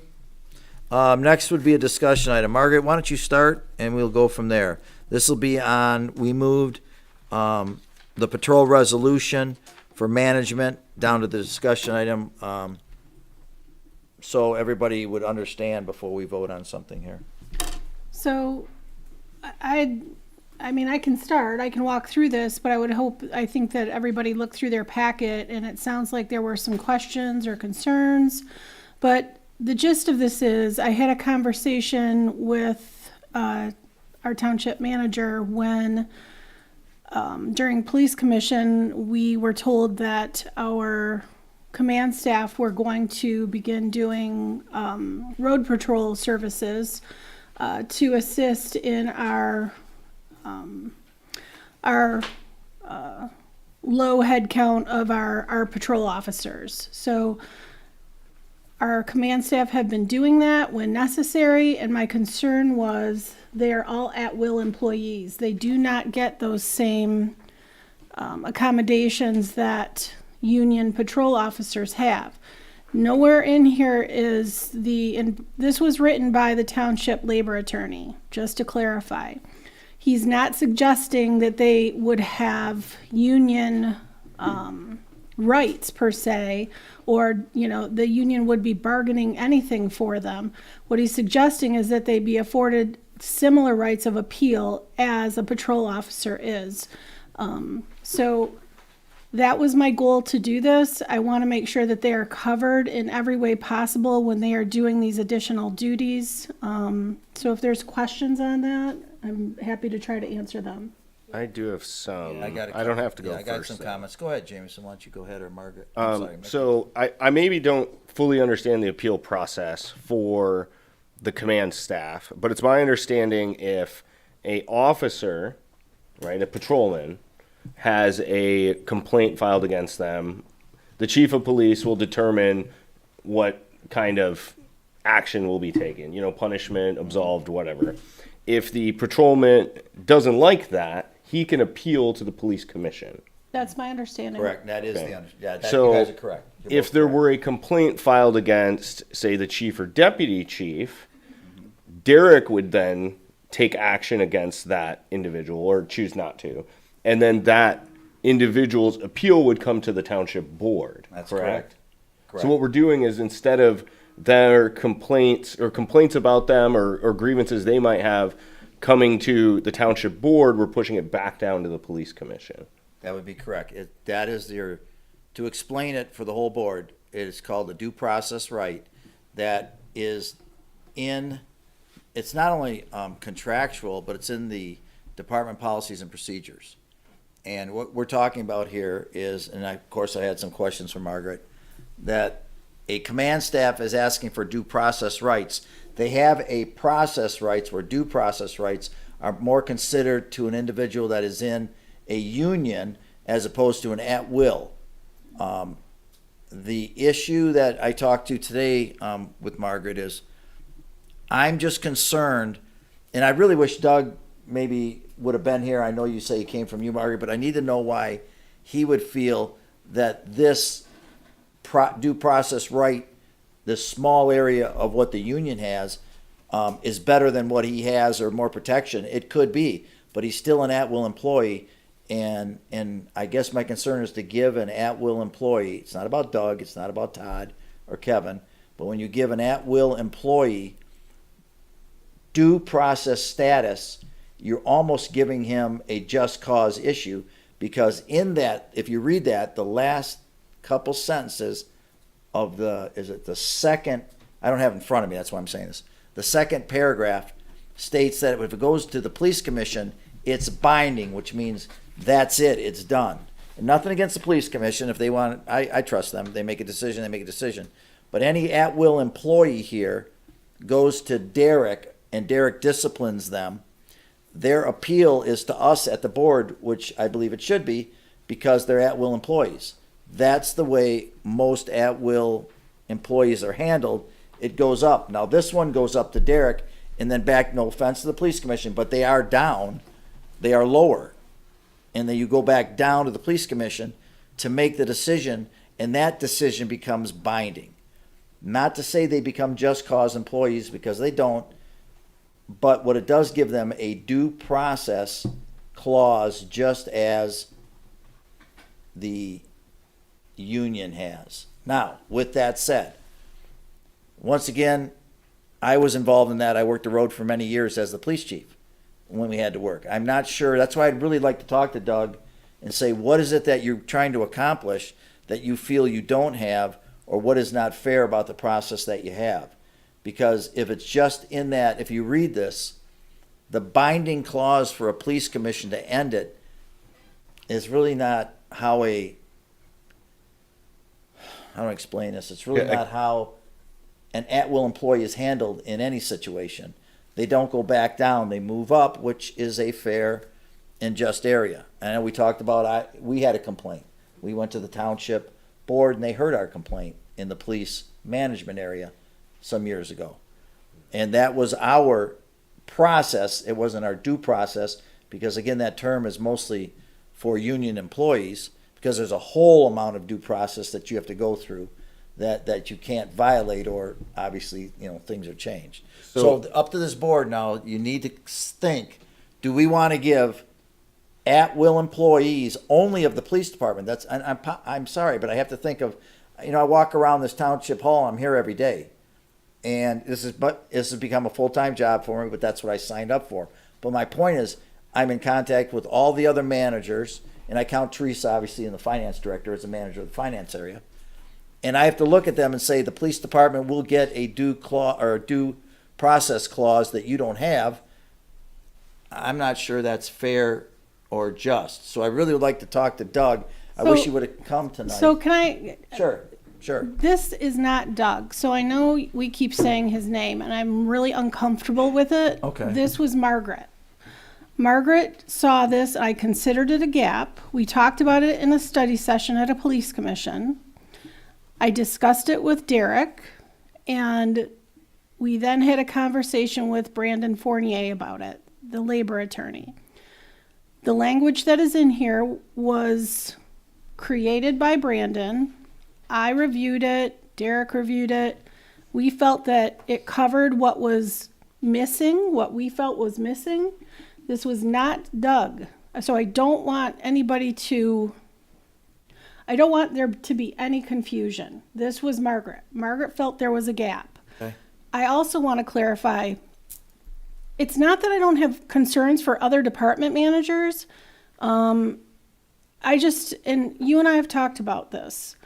I don't feel other department managers have the same level of liability as a police officer does. So in those moments that a chief, a deputy chief, a lieutenant are doing the road patrol, my concern was, from a township position, I really want to make sure that they have support. And I think it's really important that we make sure that they do, when it is not typical necessarily for them to take a shift as a patrol officer. But they are at this point, because I firmly believe, and I don't like going backwards, I don't like calling anybody out, but there was a failure when they don't have enough staffing, and we haven't been able to fill that gap. And that is why, from my point of view, we have road patrol officers that happen to be command staff. Okay. I'd like to ask a question here. Go ahead, Bill. What kind of issue triggers this benefit lapse, or what we're talking about? We're not talking about the person being sick, are we? No. Are we talking No, about an I can answer that, Bill, just because I was there. What they're talking about, when I read this resolution, it only has to do if there's discipline given from Derek on something that they do, which they're covered for liability, they're covered by our insurance policy, they're covered if something goes awry. Unless they do a criminal activity, then they're not covered, which they shouldn't be covered if they engage in criminal activity while working. I mean, that's just the way the policies work and the procedures here at the township and police department work. The question is that if Derek has a complaint against one of them in the course and performance of their duty, and Derek believes that they did something in violation and gives them some type of punishment, being whatever, and they're not happy with it, they get to go to the police commission as the union does in a grievance type procedure. Got it. They don't have an appeal process the. Well, they come to us. Their appeal is the Appeal to township board. us. Oh, okay, But they we're don't want- we're the backup. Apparently, and I'm sure, like you said, Margaret, then I'm not going to talk about Doug. I'll say that then Margaret feels it's in the best interest to appeal it to the police commission, which they do have all the rights that any patrol officer has when it comes to legal liability and defending them. They do have the same rights. That's why I'm still I'm sorry, Margaret. I'm kind of confused. I guess I'm concerned that who decides whether we're definitely covering that legal liability. My concern is they don't have that POAM or whichever union they happen to be with backing them up, telling them we're supporting you on this. I understand. Somebody has to show me, though, to convince me to vote yes, a nexus between legal liability and be able to go to the police commission for their discipline versus the township board. Well, I guess here's Where's the nexus between liability? because That's we've all I'm just asking. we've turned them into patrol officers for that period of time, and in that situation, that seems to be the avenue for the grievance is to go to the commission. Now, if there's a concern about the commission, I mean, are we questioning the commission's integrity? Of course, there's or? a question of the commission when you go back down to the commission to hear, let's just say I'm the police chief and I get a 10-day suspension and I get to go to the police commission instead of the township board. Well, it could benefit them, couldn't it? Well, I don't know. Are you questioning the No, I'm not integrity of the questioning anything. commission? I'm questioning or? why not go to the board. Are you questioning us as a board not being able to? I'm not. I'm following what Brandon wrote out, and I'm following what he wrote. I spoke with him, and it's just something that Brandon's job was to come up with something, and it's our job to vote yes or no on it. Not that he believed this is absolutely the best thing for us to do. So I'm just letting you know that. When you're done, can I weigh in too? You, absolutely. I'm done now. Okay. So when I was looking at it, I just wanted to make sure that it was clear that they weren't getting the benefit of union representation. They're not paying membership dues, right? So when I look at it, I say carve out anything and don't even say the union's name, right? Because it's a different workforce. But in order to evaluate it, like I'd like to see the liability policy for the police department to see if we identify any gaps where There are none, I did. There's no gaps between union and management when it comes to liability insurance, anything. Yeah. There are You know me, zero Joe. gaps. You know Because me. the I get it chief- I already did it. I'm just telling you, Right. you can see it, but there's no gaps. You know, the lieutenant and the deputy chief, more so than the chief, would still go on calls, right? Like if there's a active shooter at Three of them go on call. Coney But Island. if I can, All three of them go on call. Right. And so they've been covered by the same stuff the whole time. We're always. if I can finish Well, my thoughts too. I guess we don't know though. So I'm sorry. Go ahead. Okay. No. So the one thing was to separate them because they're not union employees and we don't want that mix or that confusion, right? But to really identify what the concerns are, what in that paper, what the steps are if we don't change anything, and what the steps are if we do change something and how it will benefit them. I think the way that it was written out, it really was more from a labor attorney's perspective and with the union. I'd also like to see the liability policy. I always feel better when I have the actual document, right? That's fine. And then also, I think if we did do any special treatment, it would only be for the period that they are on the road. It would not be if something happened That's how he wrote as a it. command staff. Right. So he wrote it as when they are on road patrol. That's when it takes Right. place. Okay, and Joe does make a point where, if I was the union or if I was the advocate for the, say the police chief, I'd be looking at to say, who do I think will be more favorable towards the police? Well, And so I'm just a natural saying, thought. That's all. right? It's nothing So against them. then you want to kind of look and say, is the police commission the right entity or should it be the full board? But at least go through all the steps and make sure that we are identifying if they are taking on any additional risk that is not otherwise covered by that policy. I understand what you're doing. You want to protect them because they're really not doing their job right now. They're doing it because of staffing levels. But I would just want to take the time to really look at that stuff and work through it before it comes to a vote. That's fine. I think that's a wise idea. I think looking through it would be fine. Let's look at that. Somebody's got to explain the nexus to me. You got to explain the connection between why all of a sudden it's better to go to and it's more protection for them to go to the police commission than it would be to come to us. I don't know how it's more protection for them. Yeah. I don't know how it's better. I kind of got an idea how it's better, Right. but I don't know on paper how we are then making a non-union person, giving him a one due process right that no one else in the township gets. And yes, Margaret, do they do different things? They could, but that's their job. Again, their job is to be a police officer. I'm not disagreeing with that, but their level of Hold liability on. is much higher. I don't know if it's much higher. Ross deals with angry people every week. I don't know if it's much higher. Okay. No, he does. It's true. I work with Ross every week on something. And the ZBA, and they have liability, and there's lawsuits for, there's. I now it's feel just a like we're different issue. diminishing what these guys do. I'm not- So What? You're Would you not say that again, diminishing. please? It's their job. What their job is to do sometimes is to be a patrol officer. If we're going to give them more duties that no one else ever had and had a problem with, or we have covered them, I'm not sure that this is the answer to make what you're trying to achieve. I'm not having no problem what you're trying to achieve. I just don't think letting the appellate form, if you will, go down to the police commission as opposed to up to the township board.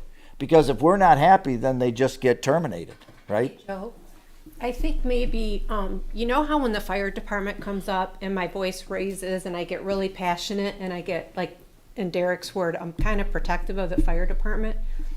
I think maybe you have like strong feelings because you were the police chief. And so sometimes it may soften.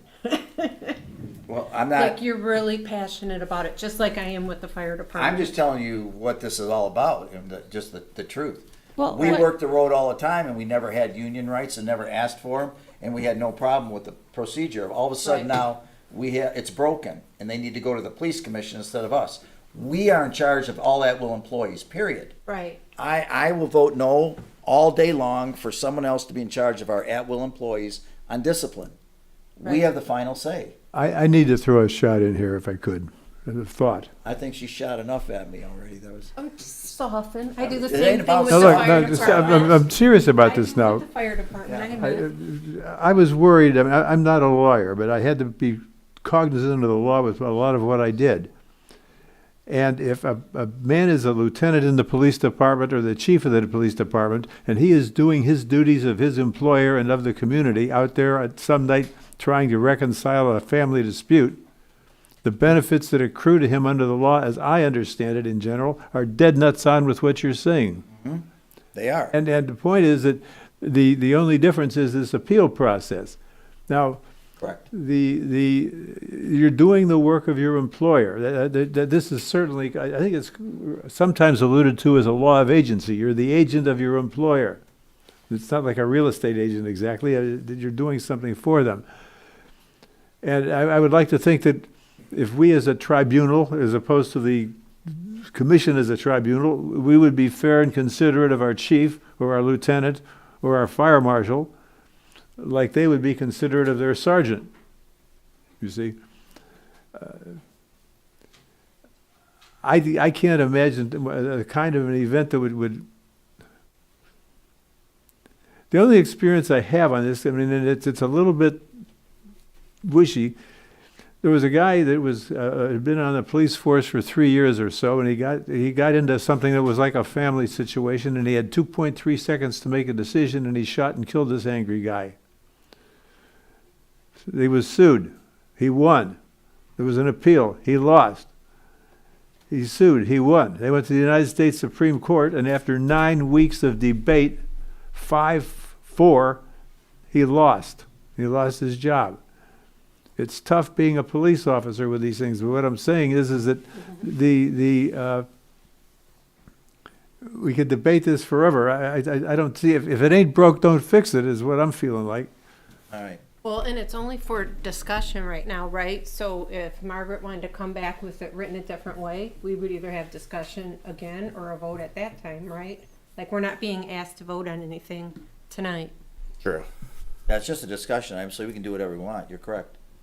Okay. It's up to Margaret what she would like to do. I'm going to emphasize one more time because this did not come from the chief, the deputy chief, the lieutenant. This was from myself and a discussion we had in our police commission.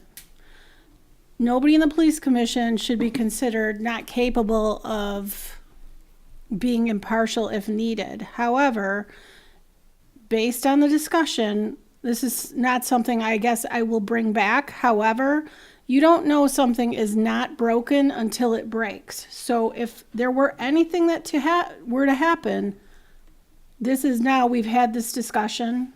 I'm not going to bring it back because it's clear it's going to go nowhere. But I just want to make it clear why I did this. Not the chief, not the deputy chief, not the lieutenant. Why Margaret did Understood. this. No, understood. And Doug, if you're listening out there, all I want to do is speak to you on this matter because it has to do with your rights. So that's why I wanted Doug. So if you brought it up, Margaret, that's fine, whatever. This was not a knock to the police commission. This was a knock to the process of who oversees our at-will employees. And that's all it is. It's just about the process. And I just don't believe the police commission should be overseeing the final say on an at-will employee. That's all. You got something? Well, what's going to break is a question I'd like to ask. I respect the fact you have an opinion, Margaret, but you said everything's fine until something breaks. What is the something we're afraid will break? Well, they're both, there's a couple of them that are close to being retirement eligible or Well, right but there. okay, well, So, I mean, Well, that let could be Margaret a answer it. concern This is too, her right? idea, and I'm interested in what she thinks. Anything can happen on a patrol. Anything. You don't know who you're going to deal with, what situation you're dealing with. I'm not going to guess what can happen. Is that My the- concern is, here's how I operate, period. I like to think ahead. I like to think what ifs. So in my head, when I recognize that they're doing road patrol, I think about the what might happen. And I have concerns that they are covered. They're at-will employees, they are not in the union, and they're doing union work. That was my concern, that's why I mentioned this. I guess that, at least based on my life experience, the fact that they are or are not in the union, or that they are the police chief or the police sergeant, with anything I've had in my life experience, doesn't matter. I'm not saying it's insignificant. I'm saying that in terms of their rights, their rights are the same. If the police chief had it happen and he didn't get the same benefits that the patrolman got, he could claim discrimination, I think, in law and win.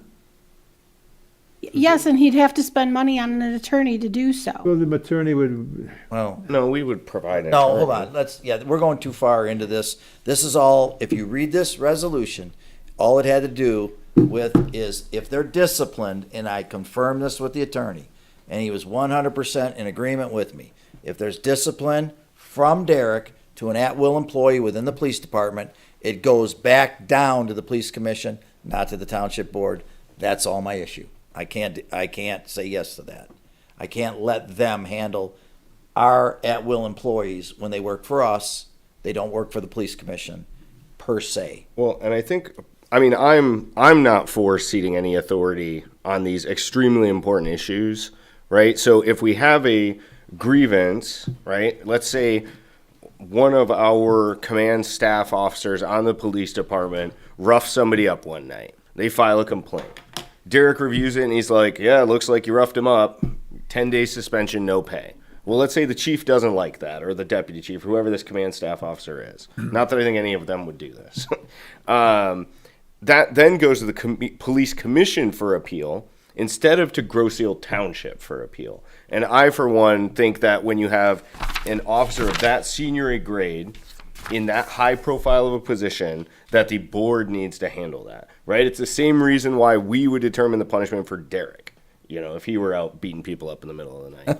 And if we could just change that example to say he roughed somebody up because there was a domestic violence incident and he was in there to protect Well, maybe he wasn't. Maybe he just beat him up, and that's why he got a 10-day Okay, suspension. I don't think that's a I'm really just saying. optimal example I mean, to provide. I'm just saying, like, it's Guys, Showing yeah, hold on. support for public safety. Hold on, let's do this. I think we know where we're going now. Margaret, decide what you want to do.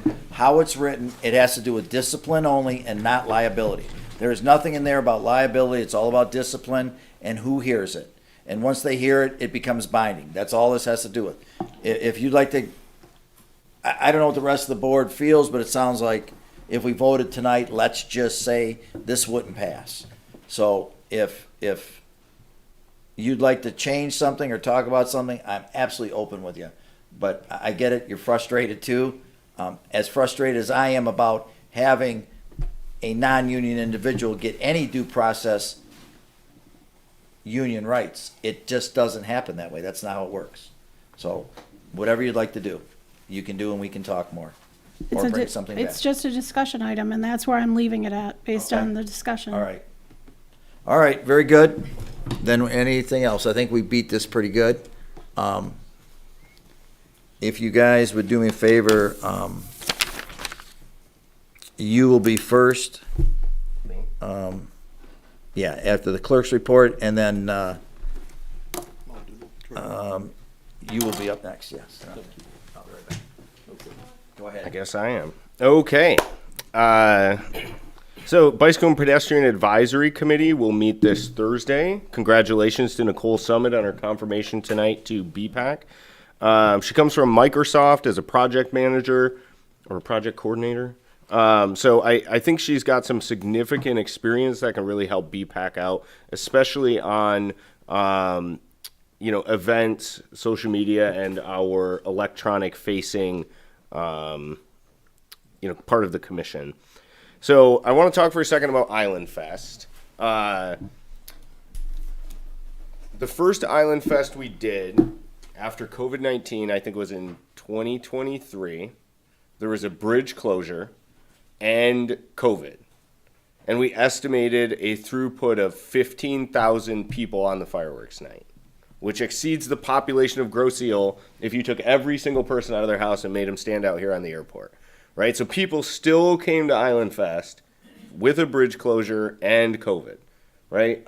In fact, I think we even had the bounce houses that year instead of the actual rides, right? So Islandfest is well attended.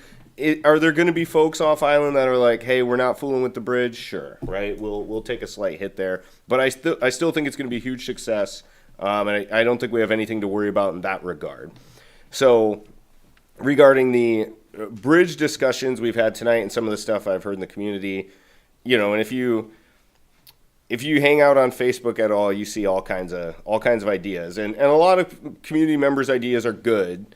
And a lot of them come from a place of earnestly, wanting to help or provide some relief to residents or something like that, right? And I hear a lot like, well, just lift the barriers and let everybody drive through, no tolls. I think the residents, or at least some people, don't consider that Grosse Ile Township owns that bridge, and every toll we pay when we drive across here, we're paying ourselves. Right? We're paying back the bonds that we use to purchase and repair the bridge. Okay?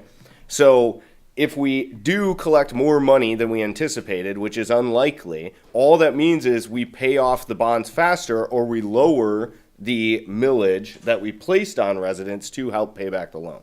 The bonds are getting paid back one way or another. And it's either going to be through tolls or taxes.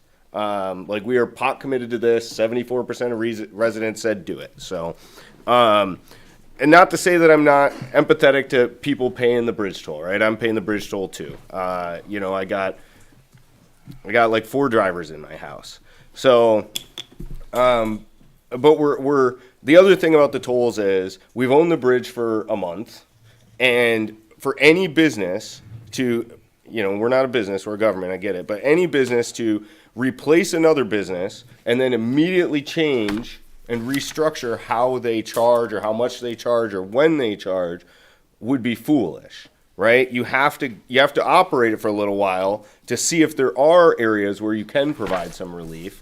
And I think it would be a misstep for us to remove the tolls, because next thing you know, it's the end of the year, we come up short. Now we've got to talk about, other options, right? Increase the tolls, or increase the millage rate to closer to what was authorized. So I think right now we all just have to pay our tolls and sit in the bridge line. And I know it's terrible. We've been through this before, right? We did it for 18, 20 months, 5 years ago. So I know that doesn't make anybody feel any better, but it's just unfortunately the price we're paying to live in beautiful Grosse Ile. So I do think we need to get the bridge commission together.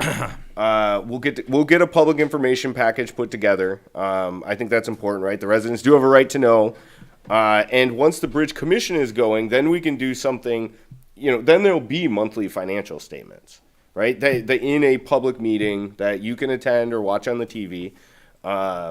And I think it's going to really alleviate some of the anxiety residents feel about this whole bridge thing. And my final comment on it is just that the bridge was set up as a enterprise fund, just like the airport, just like the Downtown Develop Authority. So the township can't take any money from the bridge and divert it to anything else, right? It's all focused on the bridge, either paying a company to run the bridge for us, repairing the bridge, paying off the bonds related to the bridge, using money for future maintenance. So there's nothing we can do. Both sides, police overtime on both sides. Oh, and police overtime on both sides, right? Nothing else we can't divert any of the funds. It's all bridge oriented. So the more, if we do happen to take in more money, maybe we can lower taxes, right? I'd love that. I hate taxes.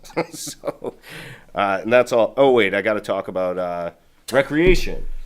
So we had a rec meeting earlier this month. The big talk of the town was Islandfest. We executed our fireworks contract tonight. I'm assured it's going to be an absolute banger, and not a quiet drone show like it was last year. So I was told that was not well regarded. So back to fireworks. It should be a good time. So there will also be a car show on the first Sunday, the 31st of May, I think. The 1st of June. The 1st of June. So if you have a cool car, bring it out. I got put in charge of the car show. So Bob, I need you to bust out the race car. So that's all I've got. All right, sir. Thank you. I'm sorry I missed the beginning of that. I wanted to hear It was very riveting. the bridge issue. Go ahead, sir. Kevin. Good evening. Tonight's treasurer's report for the month of April. Grosse Ile Township had a total of $13,204,065 invested in various accounts.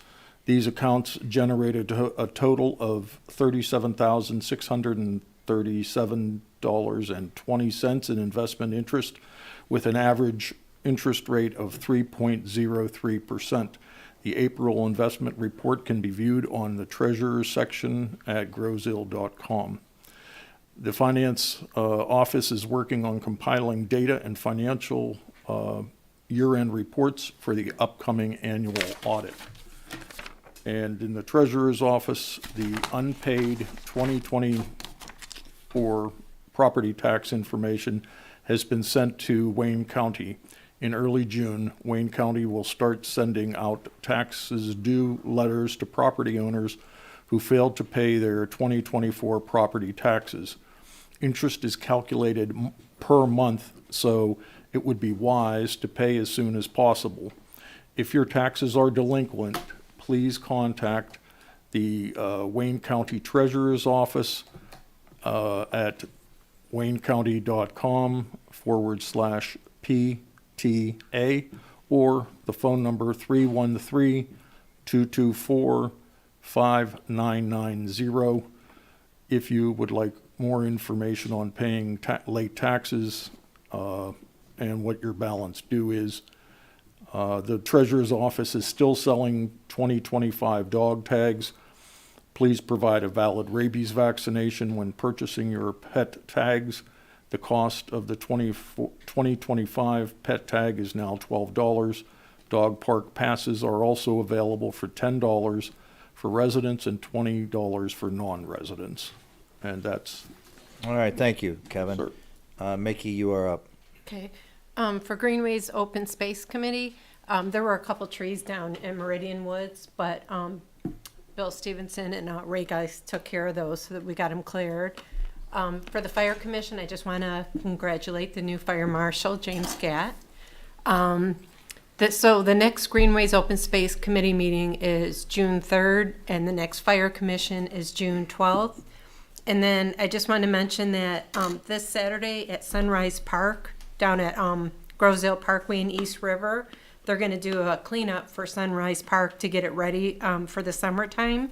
So it's Grosedale Nature and Land Conservancy, and they're working with Grosedale Community Recreation Department. They definitely need volunteers, so they're hoping some folks will go down there and help this Saturday morning. Thank you. All right, thank you. William, I know you've been on a sabbatical, but do you have anything for us? Yeah, a bit. Oh, The airport's, I just checked, the airport's, the Airport Commerce Park Commission, they sponsored this, they're part of this Aviation Day here on May 5th, and they had some first graders there for a couple of days and third graders on another day, and I guess that third grader group especially were a huge success. So they're going to have them again next year. And then next year, too, at Islandfest, they're planning on being a part of History on Wheels, which is cars, but airplanes, too. So that's news there. I think that the fact they're active in the community or supporting activity of the community is significant. That's helpful. Planning Commission, that's the other commission I am liaison to. In this past period, West Shore Golf Club and Country Club, they approved the project to take down the old, the existing cart rental place or storage place and put in a new building that's bigger, that accomplishes that and some other storage they're needing as they're growing. They've been a tremendous success, and this is one of the needs that arose from it. The other thing is the Planning Commission has just about completed, it's in the process of completing its annual report, or not the annual report, the big 20-year report. Master plan? Master plan, thank you. You're welcome. I couldn't come up with that to save that's my all name. right. You've been away too long. Right. And the process is one where they're going to get it into an acceptable form, have it approved, if you would, by the commission. It goes over to Ross, and he gets it to Smith Group. It comes back for review and then ultimate approval. That's the process, and that's going to be moving forward steadily. I'd like to take a moment to make a comment about my experience with that Planning Commission and, for example, the agenda we have here tonight. I think that we would benefit from a master plan that unites people on their thoughts about how one organization here with another coordinate. We have significant financial concerns. For example, we have something like, as I recall, it's $30 million for roads that we have to put together in over 25 years. We don't take into account in many occasions that we have these other real commitments that have to be made before we consider what we're going to do with a playground or some other thing that seems like a very nice thing to have. We need to get coordinated on that. And if we're doing these things that we're talking about here, they're nice. And I'm not, these commissions are doing their job, and I applaud that with sincerity. But if we come up with a master plan that has among its goals, which I would suggest, some idea of what our target tax needs are to run this place, so we don't have to worry about money so much, we might have to use our eminent domain rights to create some kind of a facility that's a bigger tax generator and something that we got some COG money from or somewhere else gets moved out of the way at higher cost to make room for this spot on Macomb Street. It's a concept. I'm just planting a marker of something I'd like us to think about and try to give some thought to for progress in the future. Thank you. All right, William, thank you. Mark is excused tonight, and Margaret, you're up. So the next Police Commission meeting is Tuesday, May 20th. I want to touch on a couple of things that I reviewed with the chief. Traffic management on Groseal. Traffic is managed in 3 directions. It's really critical if all drivers please use your turn signal. You should use it at all times, obviously, when you're changing lanes or turning, but in this particular instance, it's especially helpful for the officers directing traffic. It gives them a really clear understanding of where you're heading and the ability to be efficient and to move you as quickly as they can to your destination. Another thing that I've been noticing on social media, traffic pattern questions. Everybody needs to understand that the traffic pattern must be maintained as it's outlined by the road that you're on. So the only time you should be deviating from that is when an officer is directing you to deviate from that traffic pattern. So an example would be when you're coming from Pennsylvania and you're heading up Jefferson and you're in that center lane because officers are suggesting to you that you have a bridge pass and you're going to make that turn when they're directing traffic. You can do that. If there is not an officer there, that lane is a through lane. It continues through heading south on Jefferson. You really should only do that turn when an officer's directing you to do so. I know there's been a lot of questions about that. Bridge update. It was mentioned that Riverview and Groseal are kind of taking turns on rush hour directing traffic. We're also going to have a Wayne County Sheriff on Wednesday that's been coordinated by the chief. Riverview covers the oncoming traffic Thursdays and Fridays from 3 to 5:30. They will cover outgoing traffic from 7:30 to 8:30 Monday through Friday. Wayne County Sheriffs are doing this only Wednesday evenings. You'll see your GIPD, typically it's the chief, the deputy chief, and there are reserves, also managing on Groseal in the mornings. It's an all hands on deck attitude. They have been dealing with rain, cold temperatures, now they're gonna get the heat, but like I said, they're putting in an awful lot of hours. Another thing to mention is GIPD put out a posting for a police officer. It went out for 5 weeks. It was posted outside. It was posted on social media, POAM, etc. They're currently down 4 sworn officers, 2 open unfilled positions, 1 FMLA and 1 off on medical. They had 1 viable candidate that they've interviewed, so we'll see how that goes. I just want to emphasize again, I've been working with this group of men and women for a little over 6 months now. They are so hardworking, and I feel I always need to acknowledge that they're low staffed. They work very hard. They do everything they possibly can for this community. They do a lot more than so many other communities do. I just want to emphasize how incredible I personally think they are, and I just think we need to acknowledge them a little more than we do, even if it's just a, hey, great job, thank you for what you're doing. But I think that's pretty much it on my end. All set. Thank you, Margaret. No, Margaret, because now the fire department's going to say, well, why don't you ever say nice things about us? Thank you for that. Okay, Derek. Good evening. Just a couple of quick updates this evening. I just wanted to let the residents know some additional things about the bridge and bridge staffing. Normally there are 11 full-time staff members up at the toll bridge working under normal traffic conditions. The township has added over the past about 3 weeks 13 plus employees up at the toll bridge to bring that total amount to 24. Those positions that were filled were temporary employment positions that will last the duration of the Wayne County Bridge closure. In addition to that, there's been a number of office staff members that have assisted that are normal township staff members try to get these bridge pass updates done in order to issue new bridge passes. I think if you're a resident on Groseal, there's a chance you've probably have met with one of the township employees, either down at the bridge or here at Township Hall. So one major accomplishment that has occurred through that additional staffing has been the allocation of 1,500 bridge passes since when we started issuing them, which was about in the second week of April. So we have another order for an additional 500 bridge passes to get those out.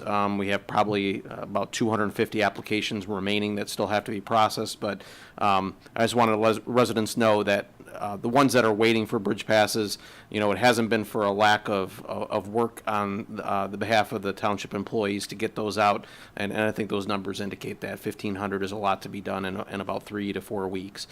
So they're turning them out as quickly as they possibly can, because we all know that those bridge passes help to move traffic along quickly. So I just want to let the board know that as well. Because of the issues with getting overweight vehicles across the bridge and the traffic concerns that presents with having to shut the bridge down, the glass recycle facility that we have here at Township Hall will be suspended until the Free Bridge reopens. Just getting that truck back and forth across that bridge just leads to additional delays, and then obviously the weight associated with that container. We'd prefer to keep it off the bridge, so that will be suspended. If you want, hold on to your glass recyclables until that becomes available again, but it'll be restored shortly after the Free Bridge reopens. There were some questions, and the supervisor did a great job in addressing the trash truck schedule on his report, I think, last week. Obviously, solid waste is something very important to our residents, and very important for the health and safety of the residents to get that weekly service taken care of and remove those materials from the island. We did notice today that I believe a number of residents took into consideration the schedule of the trash trucks, because we did see less traffic this morning around the times they were coming across. But they are scheduled to come across that bridge right around 6:30 in the morning. To get all vehicles across, it usually takes maybe 10 or 15 minutes because we have to escort them one at a time. So if you can avoid those times, that'll help out with your commute to not be delayed by that activity. Obviously, our trash days are Mondays and Tuesdays, so that'll take place just those 2 days of the week. Generally, they're scattered through the afternoon as far as their return travel across the bridge. We haven't seen significant delays associated with trash trucks coming back. It's just been that morning commute that we've been challenged with.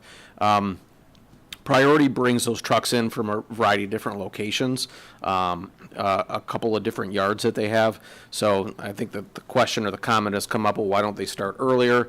A lot of those trucks are leaving their yards at like 5 a.m. just to get here before the 6:30. So they have brought those staff members and brought those trucks, or got those trucks rolling normally quicker or earlier than they do the rest of their routes, but just the distribution of those trucks throughout the Metro Detroit area leads to those commute times that gets them there here at 6:30, even when they leave at 5. So just wanted to address that.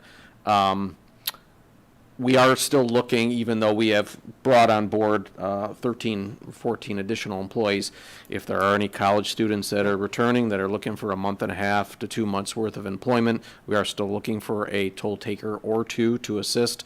Just keep in mind it's a 24/7 operation. We have different positions such as overweight vehicle escorting that has to be done, toll taking, processing, bridge passes. If somebody has an issue, we have people that are dedicated to troubleshooting those issues. But it's a good opportunity for individuals returning from school that are looking for a couple months of employment. We could really use probably 2 additional staff members during the day. So keep that in mind. If you know somebody that's interested, have them get a hold of Township Hall, fill out an employment application. DPS meeting tomorrow evening at 7 o'clock, so we'll be talking about a variety of different items. That packet is online. If you want to take a look at the agenda, you can. I did have a engineering meeting with the Township's engineers, H&H, last Tuesday, and that was basically a kickoff meeting for the engineering work on the Groseal Toll Bridge.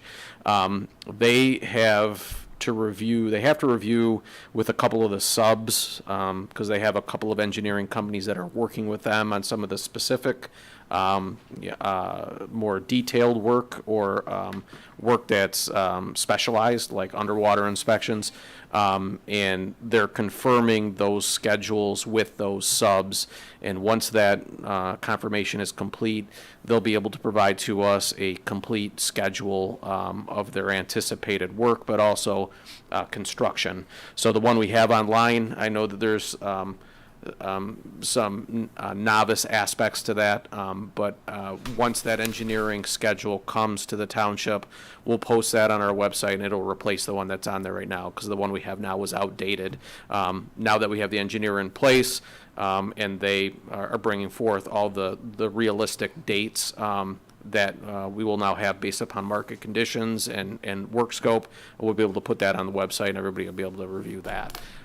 So in addition to that, they have indicated that they would like to meet with the board in the upcoming next couple of months, just to answer questions that you might have about the scope of work, the logistics of the Wayne County Bridge and how we're going to factor that in.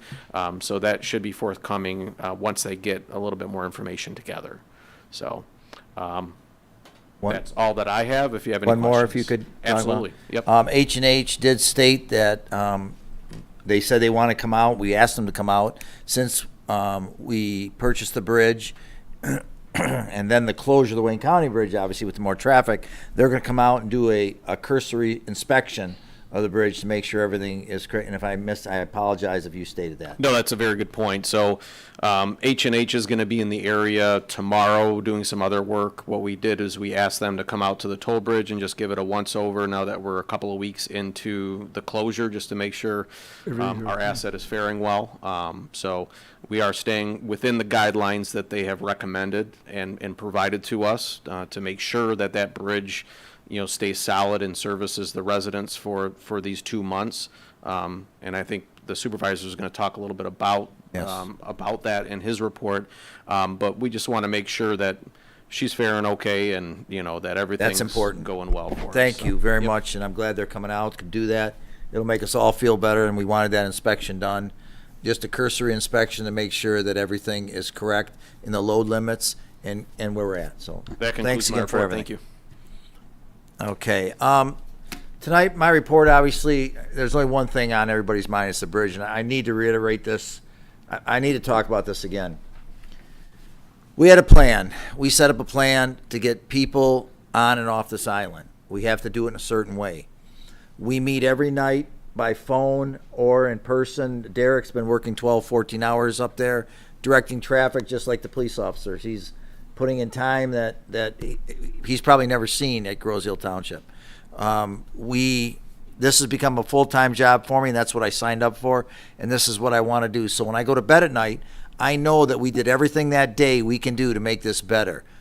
With that said, you have to understand that getting people to and from Grosse Ile has to be done in a certain manner. And I'm not talking about catastrophic failure. We all know what that is. I'm talking about mechanical failure. And a gentleman told me, why don't we just let these heavy trucks go over? You're really burdening us. You're slowing everything down the day. If we let these vehicles over without an escort, or we let over 48,000-pound vehicles go over this bridge, which we can't, and we have mechanical failure in that center span and the gears underneath, we can't just go to Granger and buy new parts. We've got to have it fabricated. It could be days, weeks, months, depending on the damage. And that came right from a respected engineer that we have out here, along with H&H, our engineers. So when we tweak things at the bridge and we change things and we inconvenience you some, I really do apologize for that. But if we do things haphazardly and not go by what our engineers state, and we have a mechanical failure once again, and you think we got issues now, you think we have backups, Grosse Ile will cease to exist as you know it if both bridges go down at once, because we're not even going to be able to let cars go over that bridge while we get it fixed. Do we have a plan? Another gentleman says, we don't have a plan. I said, certainly we do. The gentleman to my left and I co-authored a plan. It took us 6 months long to do if both bridges go down. I don't want to go there. I don't want to go near there. So I get it. You're frustrated. I get those calls, and look, I can take it. I'm a big boy. People aren't happy. They have all the answers. The answers are we cannot do things quicker than we're doing and letting more weight over that bridge. I would be neglectful, and I don't deserve this position, if I started letting trucks go over that bridge or in a different manner, and it hurt you as a whole on Grosse Ile, and your businesses would fail, all the restaurants would fail, would have no gas, would have no Kroger's, because we don't know how long it would take to get this plan going, to get the necessary items to Grosse Ile by a Bailey Bridge that we have set up with the Army Corps of Engineers, who are out of Jameson, are they out of Sault Ste. Marie now or Marquette? Sault Ste. Marie, to get down here and place it where we've planned that there's only one place on Grosse Ile that a Bailey Bridge can go, and this gentleman is comfortable with. So that was part of our plan. I guess what I'm trying to say is, please have some patience, and it doesn't help you when you're standing in line. I understand that too. It upsets people. We've had altercations. We had people get out of cars and yelling at people. You've got to take your turn with the light. Try not to stack the intersection. When you have a red light, you stay. You go through those red light, 2-3 cars, the next one has a green, has no place to go. That causes issue. We got to have an understanding that you got to obey the traffic. Obviously, when there's police officers there, anybody directing traffic, the reserves, whoever may be there. But just know that every day from the start, Derek and I and the police chief and the deputy police chief are involved in this. We have to tweak certain things, and we tweak it for the better. And there's certain things we can't do because of liability. And I could bring up some of the issues that are not important right now unless you think it's important. We just can't do. We can't change the roadway. We can't make 3 lanes coming onto Grosse Ile. We have not enough width that we'll have head-on accidents or side swipe accidents or choke points that we won't be able to control. And I know that just from my traffic engineering background. So the point is, we are doing this for you, so we have 2 working bridges for 2 months. Then we'll start planning fixing our bridge, upgrading it, the toll bridge, and then the county is going to work with us and not go and do their next work, which probably is in a couple of years, until we're absolutely done and we have 1 working bridge. So I just want you to keep that in mind. I know when you're standing in line or you're upset, it's no consolation, but you have to understand, I would be negligent to all of you sitting in here, all of you listening, and 10,800 people on Grosse Ile if I did this without this certain type of plan to keep certain weights off that bridge at certain times so we don't have mechanical failure of that center span gearbox and all the other parts that go with it underneath. That is really what we're shooting for, is to keep Kroger's open, keep gas at the gas station, to keep all the businesses, the restaurants. You know, the clubs have, restaurants there also. To keep everything. We are keeping everything open right now by the way we're doing it. And if we deviate and it puts more stress on that bridge, then I shouldn't be doing what I'm doing. It's true. I shouldn't be in this job. If when I go to bed at night, I don't think I did everything I possibly can for your safety, because I promise you, Grosse Ile will not be Grosse Ile if both bridges go down. So, and I know that's a bit harsh. That's me. I'm not a politician. I don't talk. I'm not a spin doctor. I just tell you the way it is, and that we're continuously working on it. And we won't stop working on it till the Wayne County Bridge opens back up. That's just the way it's going to be. So thank you for understanding. Thank you for putting up with me just kind of saying how it is, and that's all I can do. So anything else from the board tonight? We do have public comments still, and I think Ms. Lash, I know you've been waiting to get up. Oh, yeah. So Well, I mean, I really want to have a meeting because I understand everything you're saying, and you guys have been doing great, I think, with the traffic. The fact that you have the 2 lanes is much better. We'll have to state Yeah, your name and address Andy, again. that guy out there is Miss great. Lash, you have to state your name and address Oh, again. Sorry. Jaclyn Lash, 21675 Newton Drive. Okay, so my issue is that obviously you guys are all familiar with the First and the 14th Amendment, life, liberty, and pursuit of happiness and your access to your property. I just feel like this was all day long you guys can say, well, we considered these closures into the payment of the bridge. Well, that's just unethical to include that in, your repayment plan, because that just sets us up for failure. Like I said before, we had Jim Bundy saying one thing, Jamie Churchin saying one thing. We have you guys fighting to use a user fee on us, but we're paying property millage and the tolls. Everyone else gets to just pay tolls. Do you pay tolls? Yes. Do you get to turn it in as a business expense? No. Because I'm going to FOIA all the records. Well, I get you. All of you. I got 5 tags. I pay for it all. Okay, the police, nobody should have unequal treatment in this township. Nobody does. And all of us that live here, Getting unequal we're getting treatment. unequal treatment because we're paying twice. That's not fair. And you guys sold us the bridge and told us that it was going to benefit us.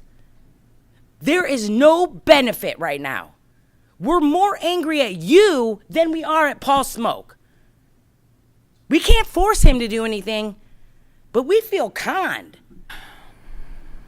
We bought the bridge, our property taxes went up, and we still have to pay? I mean, already my family has spent $1,300 in like 20 days, 15 days. I mean, even if you guys had a house cap, you know what I'm saying? My 16-year-old daughter feels like a prisoner. She can't, it's prom season. She's going to get fitting. She feels bad that she's costing us $6 every time. My kids are depressed. They're weighing if they want to cost their parents more money. I'm going to law school. My husband's a one income family. We have 3 kids that drive. I mean, what is to do on this island for these kids? There's no businesses. There's nothing for them to engage in. And now they can't cross a bridge. And how many times were we 16 and want to cross once and have to sit over there in heat all day long to wait for stuff because you're too afraid to cross again? I mean, this is really obstructing.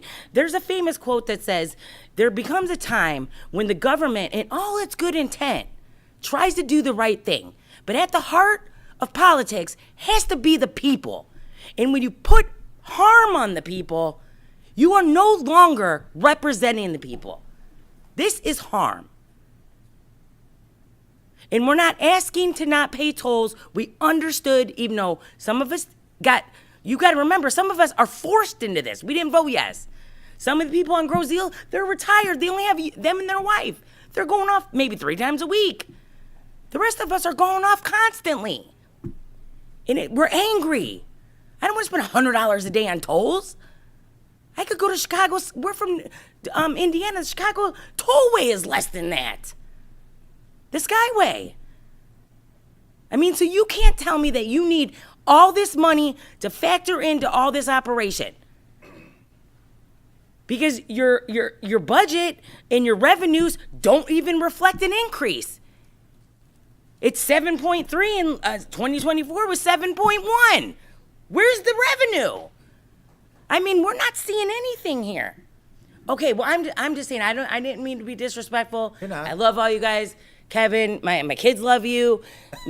Jason, I mean, you guys are all great. But I mean, you guys have got to understand that this is unethical. And you can't tell us that this is in consideration, the closures were part of it, because then you're just wrong. Because you knew about the closures and you wanted to tax us anyway. You know what I'm saying? You can't be like, well, that was part of it. That's bullshit. The part was the millage and the bonds. Hey, you're almost at 5 minutes. Yeah, Okay, you're well, close. That's all right. Otherwise, we Just will wrap have up to proceed. whatever you like. The residents getting a petition, and we don't want to fight you guys. All right. Okay. All right, thank you, Ms. Lash. Okay, anything from the board? Anything? Oh, I'm sorry, sir. I apologize. I didn't know there was another one. Thank you, ma'am, for getting my attention. Go ahead, sir. My name's Rich LeBar, 25408 4th Street. And I just wanted to, make you aware of that. They repaved the Bellevue, and it's not even been a year, and it's got big cracks through it already, and it's not even been painted or nothing. I mean, it's yeah, it's. I mean, I got it's just. It just seems like it should last longer. Derek, And, Yeah, you know what? What we'll do is, we'll have the DPS look at that. Can you tell me, is it the whole Well, I haven't been on that street We in a walk while. up and down it all, for walks and that. And it's Anywhere near side streets, or is it all? all the way across. Yeah, like right 4th and Bellevue. It's right across. That's what I mean. All Yeah. of Bellevue. Yeah, well, Saying the work was done is poorly done. I'm not no asphalt expert. I did Yeah. a lot of cement, but it seems like it That's should your last more than a point. year, you know. No, I'll have the DPS look at that. Yeah, I mean, just as long as you're aware of it, you know, I'm not, it's, No, you know, that's as far as fine. I'm concerned, I'd rather have it be a dirt road. I'm you know? sorry, I just haven't been on Bellevue. I go to the farm there, only cut from Yeah. Park Lane. I see a small part of Yeah. Bellevue. Okay, I just want you guys to be aware of it. Thank you, sir. Yeah, yeah. Okay. Derek, we can look into that, sir. Young lady wanted, oh, I'm sorry, young man. That was a young lady wanted to come up too. She'll be after me. Okay. Sean Shields, 8515 Lake. We moved here last month, so sounds like a great time to come here. Yeah. Welcome. Welcome. Well, thank you. Thank you. It's a beautiful community. So we've got a few questions, and I understand we have 3 minutes to get through it, so we're going to try to spit them at you guys, and as much as you can remember, please give us some feedback here. I do appreciate some of the transparency and the videos you post and everything that we've got going on. I will say this. I am a former Navy combat veteran, and when you guys are talking about safety to the bridge, you might understand this as well as I do. That's a very soft target. It is. Outside of us putting a SWIC boat out there, bad actors are going to act bad, right? So withholding information, it's tough, right? But things that I'm concerned with are more on the financial side of it, that we don't have an understanding of, and I know we just moved here. So what we want to find out is the projections that you guys have with the tolls. Was that with people buying the passes? or That's without? with tolls being for everyone. They had a choice. There was a millage amount, 1.67 mils, Yep. with the tolls for everyone. We didn't think it was fair if it would just tax the people more and everything was free to everybody, except it's a kind of a user fee because more than just Islanders use that bridge, so they would take some of the brunt of paying for it because we thought that was fair. But are your projections going off of the $7 rate or the $6 rate? Which So ones are we using? We hired a to make- firm to project out 30 years of earnings for the toll bridge. So, I mean, it's like a volume game, right? Whether it's $7 or $6, what they probably looked at is the percentage of people that have passes versus the percentage of people that cross, extrapolate that out for a 30-year period. And when I say it included closures of the Wayne County Bridge, you know, that's just projected, right, actuarial closures, right? And So- will that information be shared with us? Because that's not something that's under the NDA, correct? Anything that happened from the purchase, you're correct, you can get, and that Yep. is. Okay. Now, yes, because that's about millage, and actually that was in there anyway. That was, I've tried. we had to searching for vote on it. Couldn't. Yeah, and I know I wasn't here for. No, the no, I vote, know right? that, but anything we vote on Yeah. has to be open also. Okay.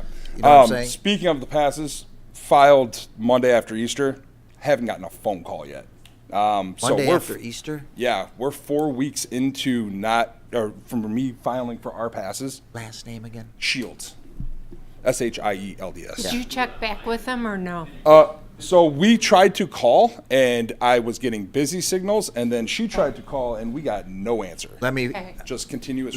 follow up. I followed up on some lost ones, and they weren't lost. They weren't done yet. But I will, before you leave, if I can get your phone. I don't want you to No, you're say good. your phone number on the air, but No problem. You Much might get appreciated. calls. So no, I'll catch you because we're almost done. Yep, absolutely. Okay. Just trying to utilize the time that I've got here, guys. Not That's trying to be fine. rude They're with you. important questions. Come on.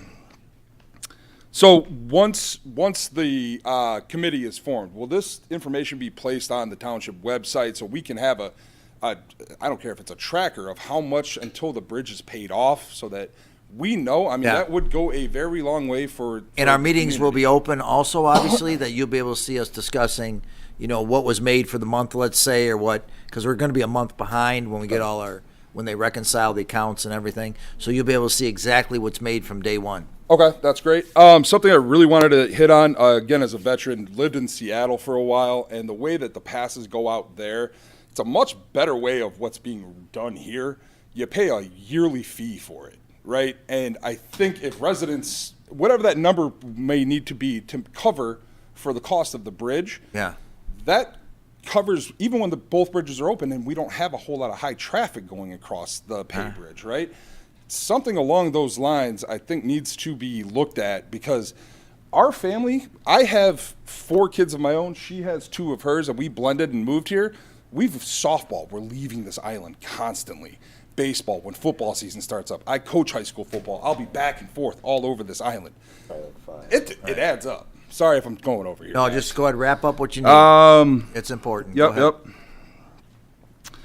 We're going to minus it from your wife. Free access during the bridge closure.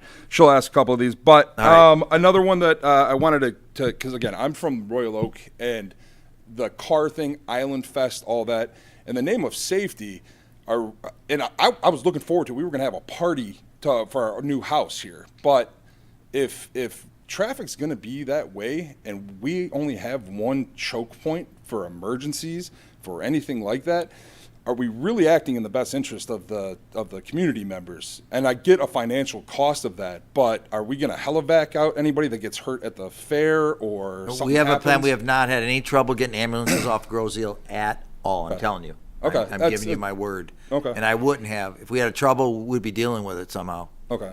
Okay. That's more important than going to a fair. You're right. You're right. So just wanted to address a couple of those things. She'll address a few more. I appreciate you guys letting me run over a little bit. Thank you. That's fine. Thank you, sir. Ma'am, you want to? Do you want to come up? Just give me your number here while you're there, while she's going. Just put your phone number. I want to do some follow-up for you. Okay. I'm sorry. Sean, S-E-A-N. Is that on? Yeah. My name is Caitlin Jewell. I live at 8515 Lake Road. As he said, we've been there for a few weeks now, and we had no idea about the bridge closure coming when we were purchasing the house. We were told by nobody, so this was a lovely surprise for us. And, you know, there's been lots of comments all over Facebook. A lot of people who don't live in Groseal, they don't really have a lot of pity for the situation that we're dealing with. They assume that everybody that lives here has a yacht, and they have a driver, and they have heated driveways. And I've seen all the nasty comments, but a lot of the residents of Groseal are just regular people that have a fixed budget and a fixed income. And it's really disappointing that we have been here an entire month now, almost, and we have not gotten a single phone call, any kind of contact on these bridge passes that we didn't even know we needed to have until we moved here. And now we're stuck. We're behind the backlog of everybody that had a heads up.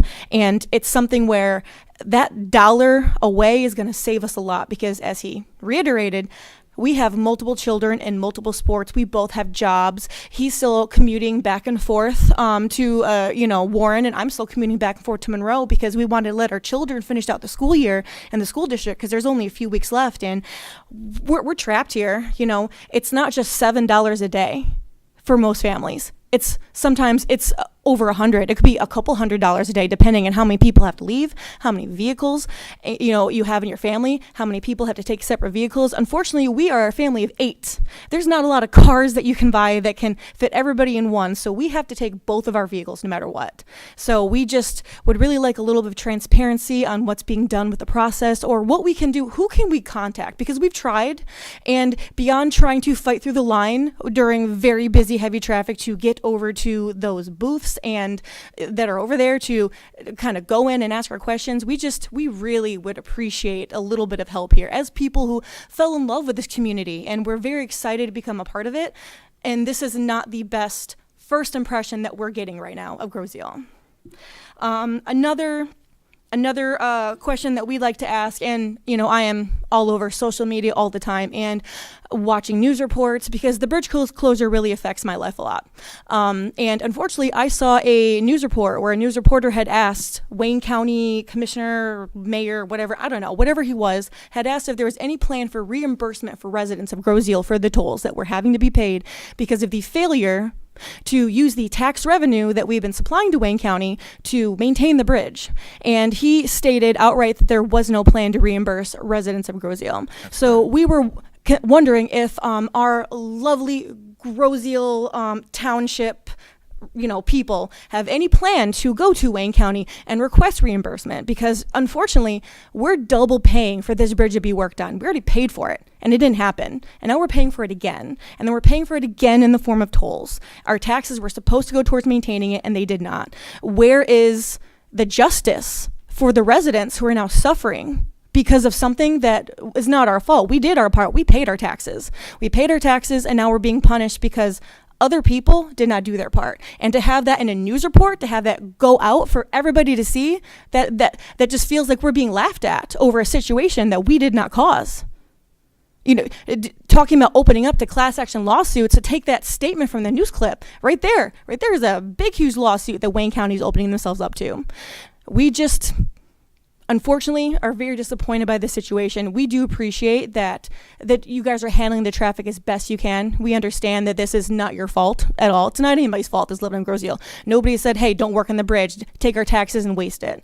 You know, you guys have been wonderful trying to do your best to get information out. You guys have been wonderful doing your best to make sure people can get on and off the island. It's just, you know, we're living here and we're surprised by all of this. We're surprised by the fact that we're trapped here most times. Or if we leave the island, we can't come back to the end of the day unless we absolutely have to. I'm still in the process of moving. I have a lot of my stuff at my grandmother's house. And if I want to pay $7 every trip to bring my stuff here, I can do that. If not, I'm trapped for my belongings that I'm still trying to get over here because I had no idea this was going to be a problem. Or by the time that I was aware, it wasn't enough time to get my things here.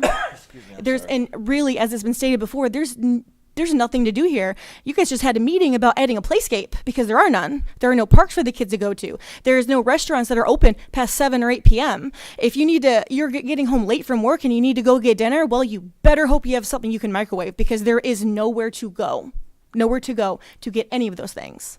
And it can be really hard as working families and people who, unfortunately, with kids and jobs, it's a late schedule. It really is. And it can be extremely frustrating to feel that you're trapped here because do you really want to add $7 on top of whatever you're going to pay to leave the island to go out to eat or to go and get things that you need, you know, for your home? Can I answer? I promise I won't say anything bad. Well, I feel such compassion for you, and I am so sorry that you weren't told this when you bought your house because to me you factor in the price of the house versus also what you're paying on a daily basis. So I'm so sorry that you had that. And there are some things to do on the island, and I think if you talk to us, we can tell you some different groups to join and things to do. This doesn't necessarily go to you guys, but to other people who are really struggling with like buying groceries or things like that. We even have food pantries on the island, and we have a Good Fellows organization that helps people as well. And I'm only saying that because you made me think about it. And so for people that are in that position, but my heart goes out to you, and I know it's tough. With the 2 bridges, we have no choice but to fix them, but we do understand what it's putting on the families.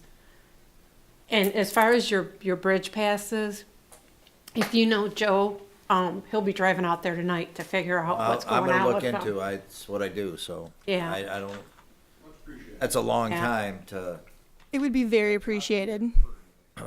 Yeah, he'll be on it. We process them at Township Hall and at the bridge, so we're always available here in administration to come by and talk to us about it, but Joe's got your contact information. We'll follow up on where those stand. We'll do that tomorrow. One suggestion to make is if you get on the website for the bridge, there's not a whole lot of information. There's really not what to do if you have questions, what to do if you have concerns, who to go to. A lot of people don't even realistically know that they can go to the Township Hall because when you get on there and you go to look, the information that you need, it's just not really there. We tried. I'm sorry to interrupt you. I didn't mean that.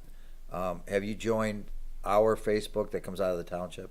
I have. I've also joined the Groseal Police Department, the Groseal Fire Department Facebook give pages. A lot of information, just to let you know, because you're new. Yes. I didn't know if you did, because you said you're on Facebook a lot. And trust me, once I struggled to find information, I started joining every Facebook group I can find. Any question you have, you can call us down here, and that's what we always end I end my, the Facebook push with. If you have any questions, give us a call down here or stop in.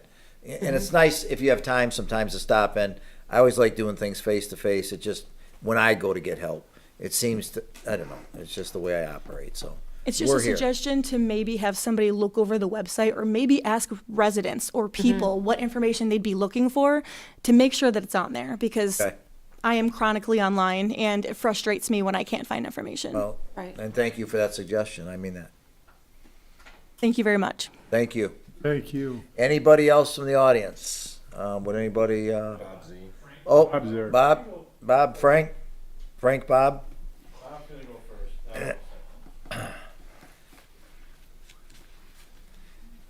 Yes, sir. I got my seatbelt on, Bob. Really, can't we oil that or something? No. It's tradition at this point. Bob Z, am I on? Green Bob light. Z Blauvelt. Yes, sir. As a resident who lives on a dirt road, I would like to publicly thank Derek Thiel, John Keim and his crew, Bill Kostick, and the DPS Commission and the board for your attention to the dust control. It's so very important. And I'd also like to thank Derek for making sure that we got that first application before the bridge went down. It was so very important. Thank you. Thank you, Bob. Frank, you are next. Take your time.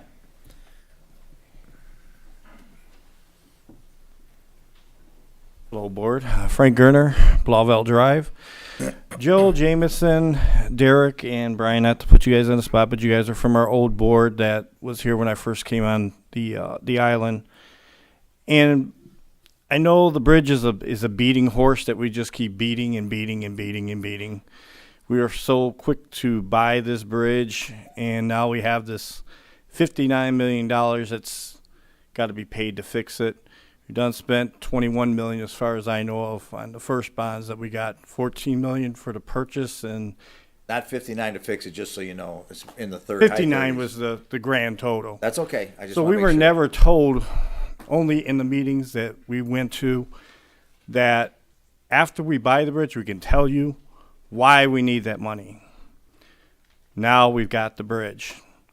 And I focus on you guys because we put you in those spaces to come to us and tell us why is it costing this much. I don't care what Mr. Smoke had to do with it. I care about us, and you should care about us. You're our voice. You're asking for the specific repairs required? To know how we got to that number. It was never, it could never be disclosed. Well, it's what engineers told us it would cost to get it to the condition we need it to be in, right? So, Right. I mean, we asked about the engineering reports. We were told NDA. That was it. NDA. Everything was NDA. So, Frank, I'm No, not. I'm just asking Joe. I'm not. Yeah, go ahead. I mean, with that build up, and I know a lot of people want to know about that amount of money. It sounds like a blank check. No, there's the amount that you can get because we know it's 13.5 to buy it. The engineering costs so much. Came in a little better than what was expected, which was good. The repairs are around 39. Engineers estimate are $39 million. About 39 million. This is all open. Yeah, no, and if we add it up, that's where you get the total from. We haven't kept that from anybody. We can get you anything like that. Yeah, that's I've not. never seen it, and I've looked for it. I don't know where I'm. Well, I don't- and obviously, I'm not looking in the right spot Well, we're not. for it. Yeah, but- I guess we haven't put it anywhere, but we've been telling Well, that's what what we the were totals told. are. I mean, Joe, this is what we were told. That it was going to be publicly told to us. There will be meetings after that about the bridge, specifically about the bridge. Mm-hmm.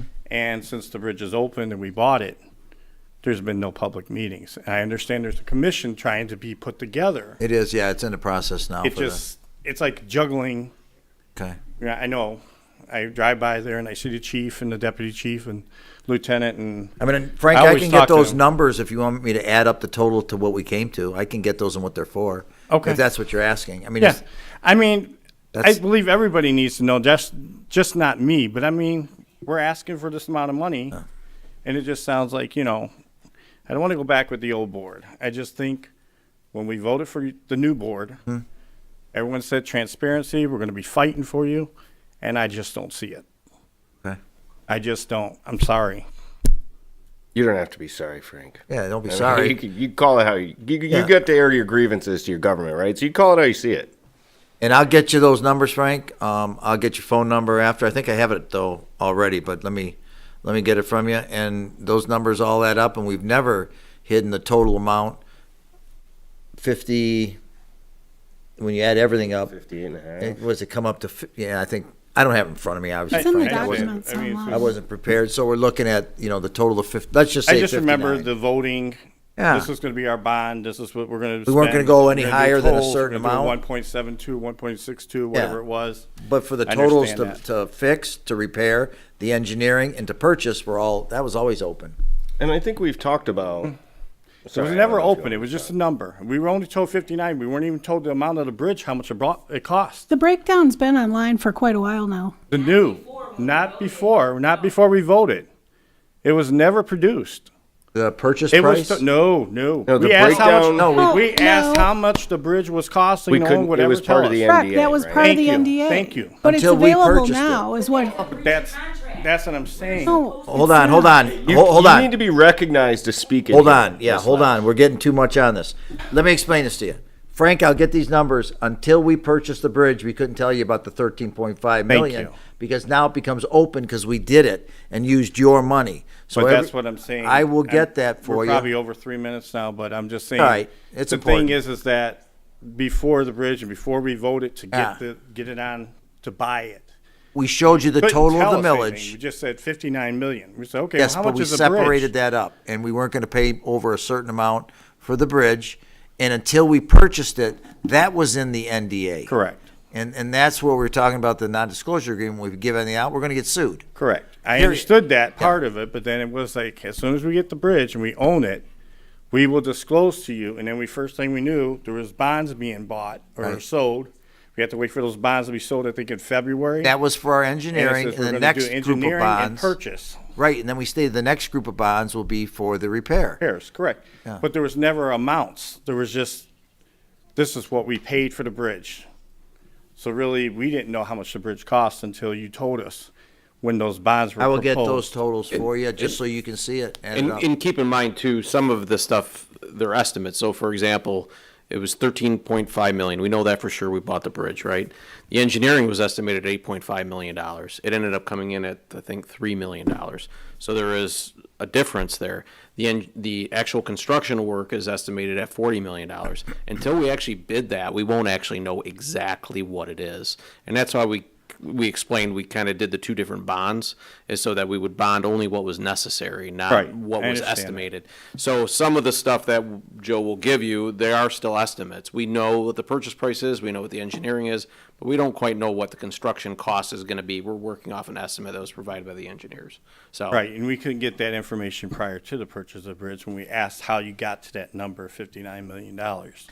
I'm just gonna tell you, we did have some meetings where we stated, this is what we feel approximately will be the cost, this is what the engineers feel. I came to all your bridge meetings, and every one of them, no one ever discussed or disclosed how much the bridge was costing us. No, we couldn't. Not we couldn't the tell purchase you. price. That's right? what I'm just But saying. the thing was, Not we the After couldn't. the fact, Yeah. we were presented with it. We couldn't tell you what we were gonna purchase it until we purchased it for that amount. Or we couldn't tell you what all the things that weren't the purchase price was, because you could reverse engineer the purchase price out of it. But you're giving us good feedback too, though, because even if we're telling people something, and if you're not hearing it, then we need to think about how we're communicating. Yeah. I mean, And- I went to all the bridge meetings just to Right. get an understanding of what's going on. And Right. like I said, it was just NDA. And then when I ask questions, it's like we're still hiding behind those NDAs. Even the stuff I read on Facebook and stuff, same thing. You know, they're still lying to us. And I don't feel that way for this board. I think this board, we voted everybody in because we wanted a clean slate. Not saying, Joe, that you're a clean slate or Jameson. 'cause Yeah, whatever guys you gotta just do. came I through. don't have a problem with that, But I mean, Frank. we trusted you to I go get it. out for us and work for us, and I don't think I get it. you haven't really earned my transparency yet. But you know To what, though? see. Joe also does those videos, and when you guys And come I and you give appreciate us- Joe. I do watch the spotlights, and those are good too. I love those because we didn't even get that from Bundy at all. But what I want to tell you though is when you come and you give comments like this, and in Joe's mind, sometimes he'll go, "Oh, you know what? Maybe my next video will be on that, or maybe I need to communicate this And I stronger." look forward to so that. it's I good. look forward to that. Good feedback. I look forward Yeah. to that. All right, And then, thank you, Frank. just one more thing real quick for Margaret, real quick. I know Doug, Todd, and Kevin. When I worked for Detroit, not one of my chiefs, lieutenants, or anything did any traffic. So for them to go out and do something like that is great. And I don't think they get enough, like you said, pats on the back or waves. So protect us. Thank you for that. Thank you, Frank. All right, anybody else from the audience? Anybody? That's any, I can't see past this, but, okay, I need a motion to adjourn. Second. All in favor? Aye. All opposed. Okay, meeting ends 9:40.